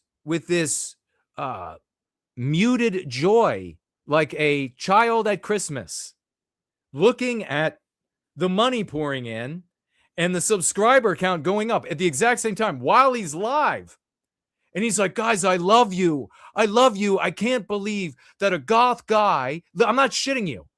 I can't believe that a goth guy could come into this sphere and say, enter and Jew. And you guys dump $100 super chats in here and look at my subscribe. What's going on? My subscriber count just went. Literally, I'm reenacting from the actual stream. My subscriber count just went up another 50 people. What's happening is, can somebody tell me? Is somebody calling me out? It just went up another 50. What, my subscriber? I love you all. Yeah, we've watched that. He can't believe it either. Cool. Talk about, and Franklin said something like, yeah, that's what it looks like when you are a, whether it's known to you or unbeknownst to you, a CIA operative. That's what it looks like. Say enter, say it's the Jews. Tell people to engage in harmful behavior, appeal to the resentment in an audience of mentally ill white people, and folks will show up, bots will show up, anti-whites will find. I mean, we have Jake Moron doing the exact same thing, the exact same villain role strategy that the SPLC was paying for and just got indicted. And they paid out millions upon millions of dollars, even to organizations that they were actively suing, the National Alliance.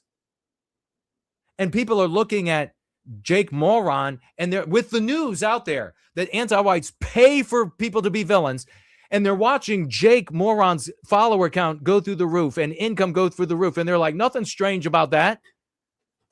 Nothing strange about Edward Scissorgrift with his face painted up white in a masculine, what is supposed to be like a masculine white male sphere. Nothing abnormal about that at all. And the SPLC is like indictment, and it literally just happened, dipshit. Paying people for this, and you're seeing somebody get paid for that. No wonder they're not going to show up with deference and respect. I mean, this is a pathetic. Younger white guys so many of them are so pathetic. They really need to be slapped around. You know, it's like in Africa when they had all of those male elephants, those giants that had gotten poached. And you had all these female elephants with baby elephants. And they said, no worries, we'll just bring them in and we'll protect them. And all these female elephants raised all of these baby elephants. And here, what's most important are the male ones without any masculine males there. You know, I'm talking about the masculine ones, the ones that have the testosterone streaming down their fucking faces several times a year. You literally see it. And what happened with these? They had no respect. They destroyed the landscape for the shit of it. They chased other animals away from watering holes for the shit of it. They killed other animals for the shit of it. Rhinos and everything for the shit of it. So all of the scientists were like, what do we do? They have no respect. So then they were like, we know what to do. White men said, we know what to do. Go get the biggest ass, oldest bulls that you can find and bring them into these territories. And they videotaped the encounters. And the younger males literally pissed themselves in some of the encounters. You saw them immediately backing up and piss pouring out of them. And in other cases, they tried to buck up and got the shit kicked out of them. And then they fell into line and started imitating the old bulls. That's what we have. We have nowadays a bunch of boys, white boys, who have been reared by women and men that are also under the control and spell of women. And so a masculine guy comes along, and the male mind is all about success. What is my success metric? What is my failure metric? That's how the white brain works. If a white male is claiming that they're here for the good of white people, and they don't look at Go Free and all of these victories and say, holy shit, that's everything that I want in this world, then there's something else they want. There's something else that they're enjoying. They don't want to be a part of a bigger thing where they are a player on the field with the rest of us. They want to be like their own taboo grifting captain so that they can get aggrandized and they can feel special. And look, I understand the need. That's why we celebrate everybody here for their triumphs. But no, you're not going to be able to plot your own and be the center of attention on the field and everybody else is in the stands. That's not good enough. The white race is not going to win that way. And the last time, like I said, years ago when I gave the speech about how pathetic all the white boys are these days, you had all of these people and they're like, oh, what are you, my daddy? What are you, my dad? Maybe. How good looking is your mom? I might be.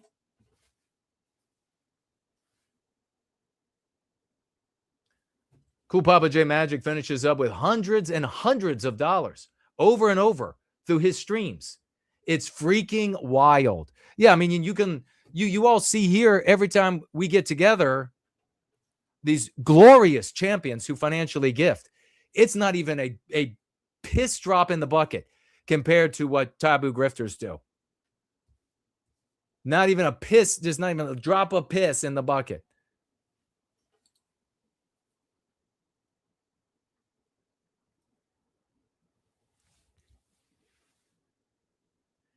Triple Seven says he ran into an Air Wing officer on deployment and flight surgeon in North Carolina. Both of them look like their flight suits were tailored to their bodies, like living fertility statues. That's epic. Yes.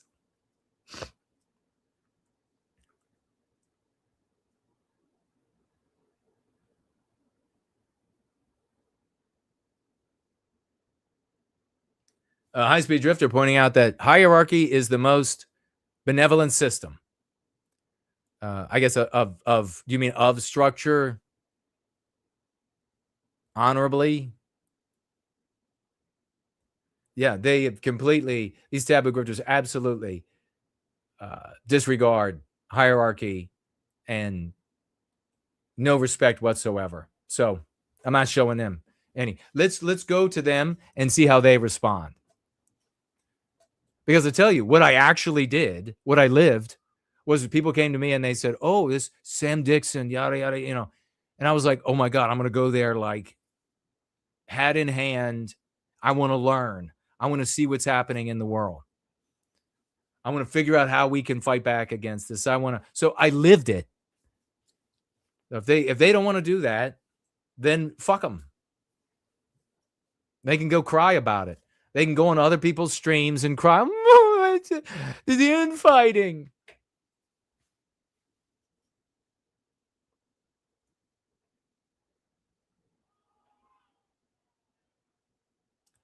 All right, we are almost wrapping it up here.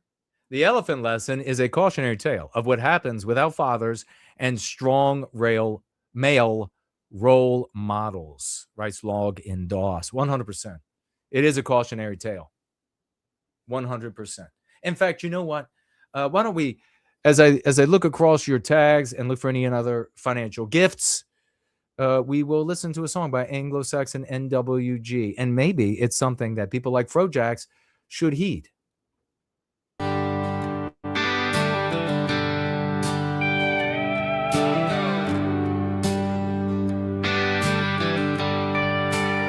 Say we need a hero riding tall through the dust, but he's already here standing strong with us. Jason's a name and he won't bow down. He cares for our folk when the world turns round. No white guilt, he sings it plain.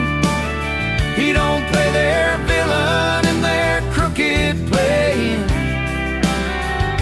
Loves his banner, not spite or shame. No white guilt, Jason's a name. They tried to shun him, say he's out of line, but he's steady in the truth, and the man won't hide. Not about hating, it's about what's ours, holding on to kinfolk through the midnight hours. No white guilt, he sings it plain. He don't play their villain in their crooked playing. Loves his banner, not spite or shame. No white guilt, Jason's the name. Most don't know it yet, but the word's gonna spread. There's a way to walk tall with hope instead. If you're tired of the weight they're strapping on you, take a lesson from the man, let your spirit shine. no white guilt. He sings it plain. He don't play their villain in their crooked playing. Love's his banner, not spite or shame. No white guilt, Jason's the name. Yeah, the hero's here, don't you forget. Most just don't know it yet.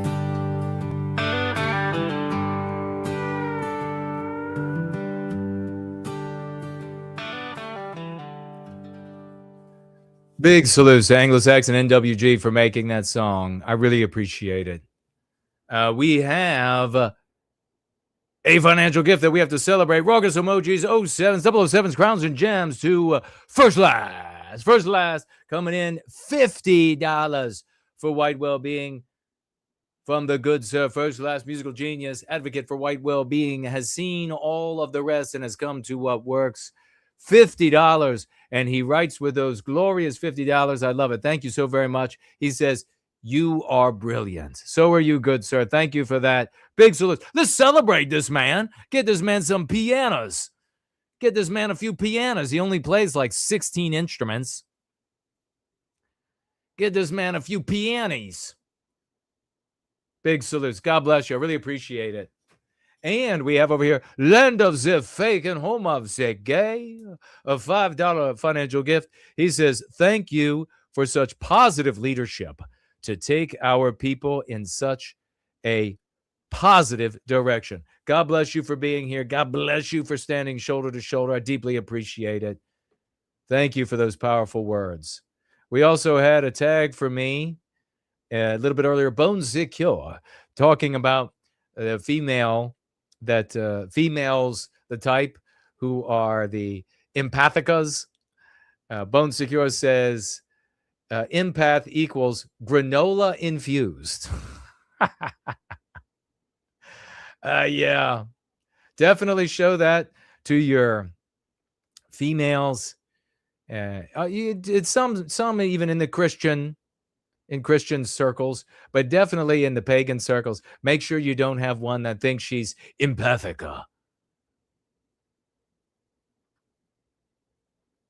That video was perfect.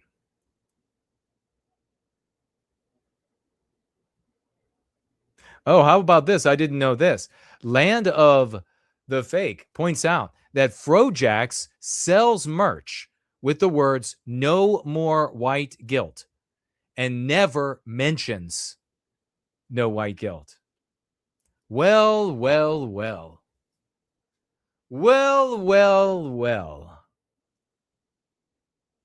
And then he says, now that is spineless. Well. Sells merch that says no more white guilt, never mentions no white guilt. You had Eric Orwell asked by Hermes about how do we address white guilt, and Eric, who had just spoken with us a couple weeks before, said nothing about no white guilt. This is the kind of shit I'm talking about. Thank you so much, Lenders of Fake, for the gift and the insight there. Aliens Exist is with us over there. Good to see you and everybody who is on Premium Rumble and having a hell of a good time. I think we got everything over there. Mestizo Koff is in the house with us. What a champion. You know what? We haven't even read yet. We haven't even read. We have our lesson that we're not going to miss, I don't think. Mestizo Carv says, if time travel were possible, someone should tell the Duke of Wellington about Jake, the gay goth guy. He'd be mortified. Is he actually a homosexual? Don't bring me that news. I mean, is he getting black pegged?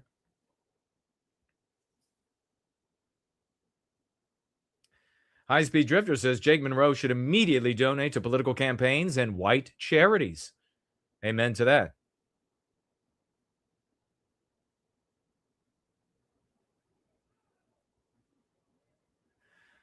The Ivan says, LOL, the Jason is more likely to be the Daduchka, given his advanced age. Well put, my brother. Joe is with us. He says, these guys on the right love to talk about hierarchy, but they never want to take their place in it. There's no shame at being at the bottom. We still have a role to play. Well, absolutely. And none of these guys that are out there actively advocating for white well-being are going to be like at the very bottom.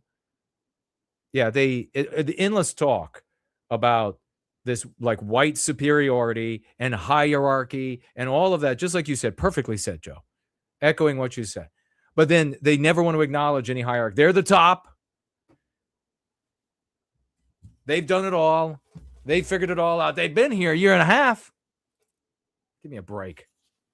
So why don't we get to our lesson of the day? Never defend against anti-white attacks, part 2. When you're verbally attacked, your conscious mind clumsily fumbles from one ambush thought to the next, while your anti-white attacker smugly gloats over you. When, for example, an anti-white implies or calls you an anti-white slur, such as bigot, because you object to an anti-white program that will discriminate against whites in favor of non-whites, your conscious mind is instantly filled with the thoughts and emotions associated with the MPs related to the topic. Now, I want to ask you, do you think that's a little bit more complex than mogging blacks? Do you think this is a little bit deeper and more valuable to white people than saying whites are better than blacks? For example, those who want to favor non-whites at the expense of whites are honorable, intelligent, selfless, and attractive. They are doing the right thing. Those who disagree are dishonorable, unintelligent, selfish, and ugly. Unwillingly and often unwittingly, your mind instantly places the anti-white in the moral positive category and you in the immoral negative category. You are also instantly aware that everyone observing the disagreement has also placed the anti-white and you in the same positive and negative categories. You know, something else I'll point out, for as much as they will mog Jews, I want y'all to think about the reality of this. Even blacks, definitely Hispanics, if there was an elder in their community that had achieved as much victory and success for their people in a fight like this, every other group of people, especially the Jews, would give them deep respect. Right? You all know that. We all know it. We've seen it. We've seen them. We have even suffered them demanding of us that we also give their elders who have done all this work for the empowerment of their peoples. We have been forced to also give them respect for their efforts, for their wisdom, for etc., to overlook their failings. We have all experienced it. We see it all the time. The Jews are probably the best at giving respect to Jews that have been fighting for Jews. Look at how the white race behaves. Better than Jews? Are you fucking kidding me? You're better than Jews. Look at how they support each other. Look at the respect they give their elders who've been in the fight. You don't show shit for respect. What a joke. What a joke these white losers are. Honestly, you know this is a fact. Well, we have here Murray Finkelbutt of Goldstein, law firm Goldstein and Swindle. Well, he has been in the fight against anti-Semitism for the past 40 years. Murray, Mr. Finkelbutt, we are so deeply honored to have you. And then you hear the hushed. It's deep, deep. Thank you so much. Now, Murray, if you could, please explain to us the dangers of anti-Semitism. Have you seen it? I've seen it. Explain to us. Your input is invaluable. You've been on the front line. You have been around and near some of the biggest successes and failures. You have read the biggest writers. You've distilled a formula that's working for our people. How have you done it? And then the next thing is, how do we get him an award? And then the next thing is, you've all seen this. How do we get him on all the shows where we have fellow Jews that will put him in the seat and then teach the totality of the American public how respectable he is and what a great American and what a great Jew and what a great guy he is. That's what the Jews do for each other. What do I get? Frojacks. White superiority. Shut the fuck up. You're fucking degenerate garbage. Complain more about the Jews as they continue to mop the floor with you. What a joke. What a fucking joke. Mark Collett and his crowd, what a bunch of fucking losers. They should all head immediately to the sink and drink everything under it.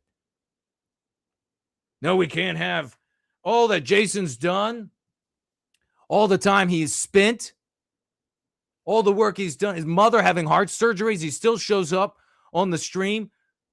He fights anti-whiteism, but if he's not going to join with us with this black rapper who's throwing a tantrum and say that all Jews have to go, well, then Jason has to go. So fuck yourselves.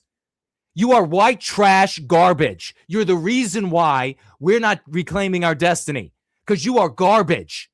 You feign yourselves better than groups of people that clearly are demonstrably better than you.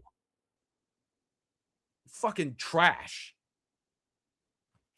Isn't that right? Fucking trash.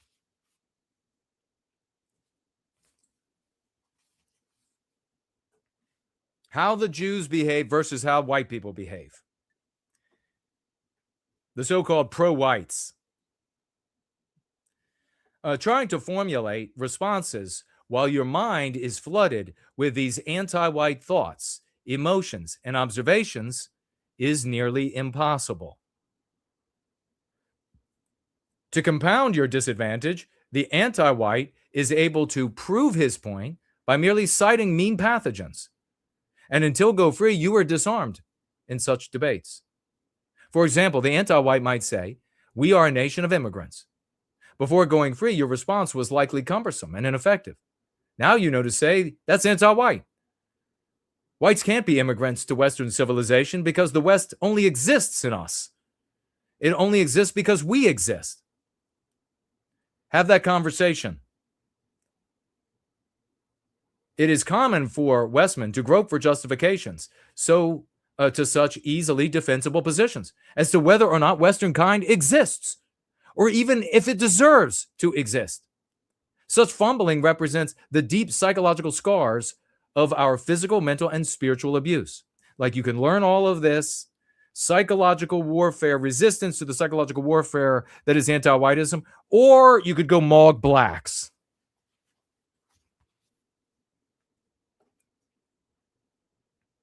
Going on the defensive makes you look and feel weak, because in the defensive, you are weak.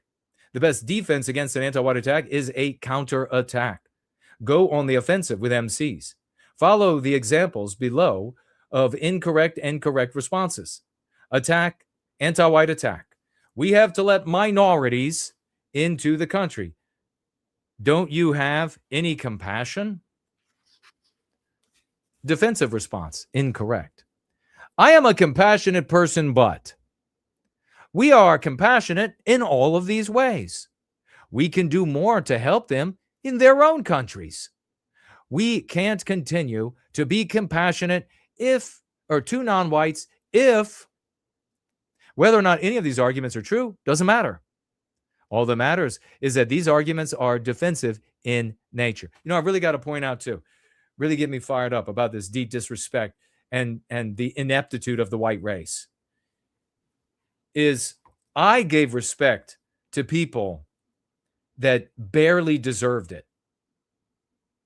I gave respect to people that were not actually like, I mean, when I first got into these circles, I didn't know, right? But then as I listened to more and more, and I was like, nobody's ever going to listen to that. No one's ever going to believe that. That's not working. The old guy here said that y'all been doing that since he got involved when he was 15. And that was 1915. And it's still not working, right? So I still was respectful to these people. Here you have me and no respect.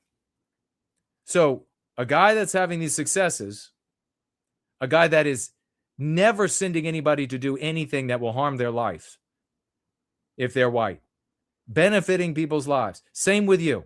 No respect. Offensive, go on the offense, meme curative. Correct. That's anti-white. Why do you hate Western civilization so much?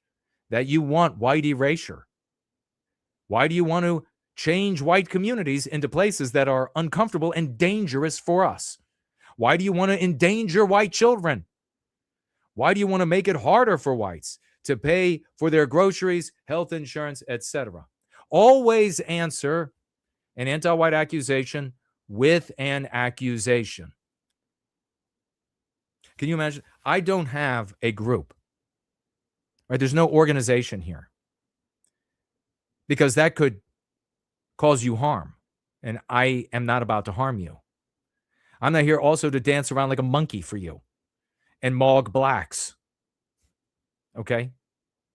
I'm giving you tools to improve yourself, your circles of influence, your children, your lives, and I'll never know who you are.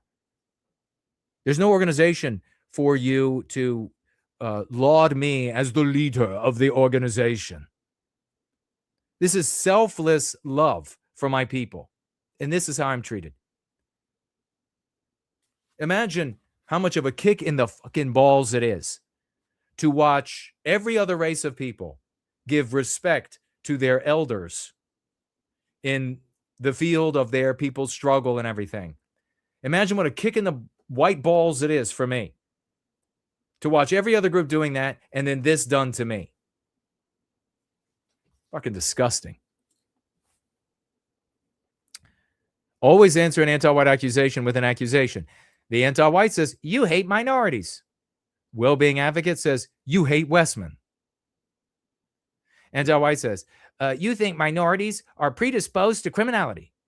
Well-being advocate, you think whites are predisposed to criminality. They'll take the bait, promise. I've done it many, many times. Anti-white says, you think minority culture is inferior. Well-being advocate, you think Western culture is inferior. Especially when you're getting started, you can just reverse their sentence. Just reverse their sentence. Let's make the conversation about their anti-whiteism. As you get better at this, you can make it a little bit more complex, maintaining the high ground, making the conversation about anti-whites and anti-whiteism and whether or not they are anti-white. Anti-white says, you want whites to be superior. Well-being advocate, you want non-whites to be superior. Never defend, always attack. And here you have the admonition of never defend, always attack in these arguments, that you have to get after it. You've got to do it. And then we get confronted with more white garbage from trailer parks and low-income housing. And they show up and they're like, don't do what he says to do, even though it works. No, he says get after it, be active, and attack. Never defend, always attack. No, what you actually have to do is you got to kill them all. You got to spray them as you go down the streets. Normal white people, and this is what I explained to Mark way back in the day when I was doing that show with him. We got to get out of here. But it's what I explained to him. Mark, we need the better white people of the population. We need to teach them to shun the scum at the bottom, because the scum in his audience were just a couple percentage points. They were like the real genuine garbage human beings. Were just a couple of percentage points, but they're able to push everybody else around. So I said, the normal good white people in that audience have to be taught to destroy those people when they show up rather than be intimidated by them. Because if they are intimidated by them, then the lowest IQ'd, most violent, garbage white people that are probably even just marginally white and should be institutionalized will end up directing the conversation. And that is exactly what happens in Mark's chat. That is exactly what happens in that chat. They end up directing the conversation. No, these really degenerate garbage, they need to be hounded out of the movement, of the sphere. They need to know that they are not welcome, that their low IQ assessments are not going to be tolerated by anyone.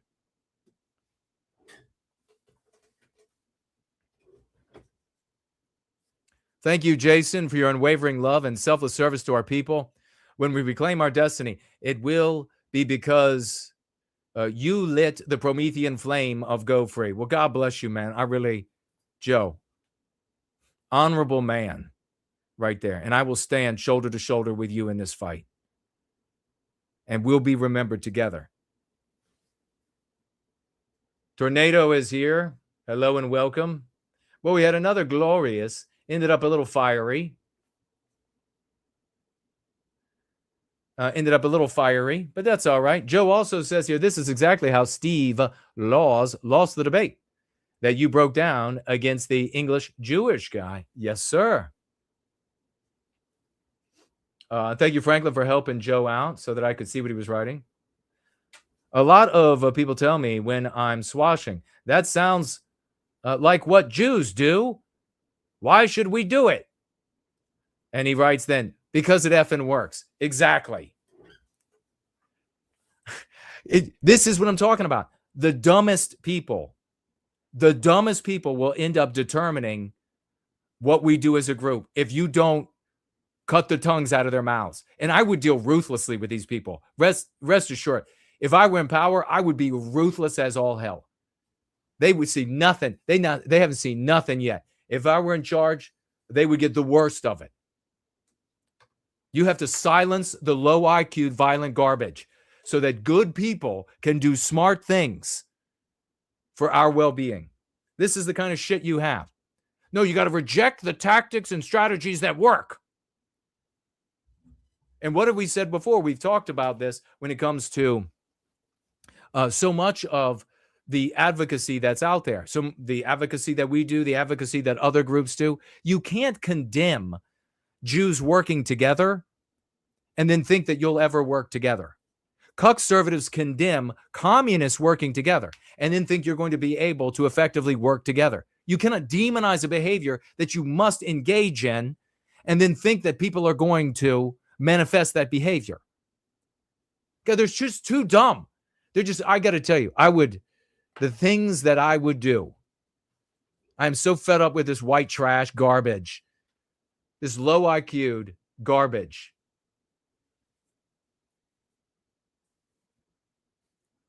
Joe says he was able to swash big time on his conservative family this 4th of July and gave them this exact lesson. God bless you, champion.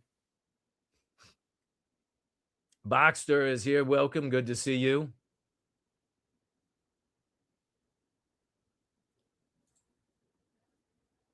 All right, folks. Make sure we didn't miss anything. We are rolling out of here. We're a little bit over, but that's okay because we are champions. Another glorious day in service to white well-being, and big salutes. Oh, my God. Double Shift Corey came back.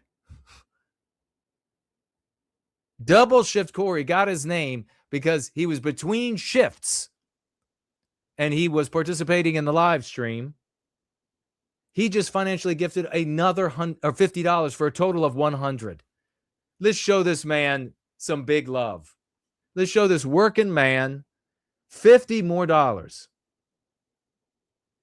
God, man, God bless you. I really appreciate that. I know exactly how long it takes to earn each one of those dollars. He says, if I ever get rich, you're coming with me, brother. Oh, God. Big salutes to you, sir. Man, let's give it up for Double Shift. Double Shift himself. The great Corey, $50. God bless you, man. So, hey, that's an up note to wrap it up on another glorious Church of the West. Didn't miss anybody over here. Thank you, Corey, man. But the party's not over. Oh, no. The party continues tomorrow, 8:30 p.m. Eastern Standard Time for Seeds of the Shade Tree. Ladies and gentlemen, Justin and Robert, you don't want to miss it. It is totally epic. Maybe the American ethnics will come back. They'll want round 2 and be embarrassed all again. Maybe they'll bring crackhead Kathy with them, and we'll shout her down, skank that she is. We'll shout her down again. You never know. Many things could happen. We'll be back, of course, on Wednesday, 7 p.m. Eastern Standard Time for a roll-in to make sure that we still have the energy to continue conquering the internet in our personal lives and promulgating the Go Free Dialogic for the victory of Western kind and our people, our children, our weakest, our strongest members, our men, our women, all of it. Ladies and gentlemen, we're taking it all back. And then the party continues. Rebel Roundtable after that. So much more West Coast shade the days later. Under the Gum Tree shade the days later. It's just getting better and better every day. So many victories, so many testimonials. We can't be stopped. And let all of the white resentment sphere, let them continue to be disrespectful and undermine our advocacy in the exact opposite way that Jews and blacks and everything operate. Let them continue to do that. When we win, it's going to be that much sweeter. And I will never forget. And those who are loyal to Western kind, those who are loyal to white well-being, they will never forget, long after I'm dead, who was responsible for holding us back. That will be a lesson that will find them at a time, I'm sure, that'll be most inconvenient. God bless you all. I love you. Happy birthday, America. 250. Let's go free.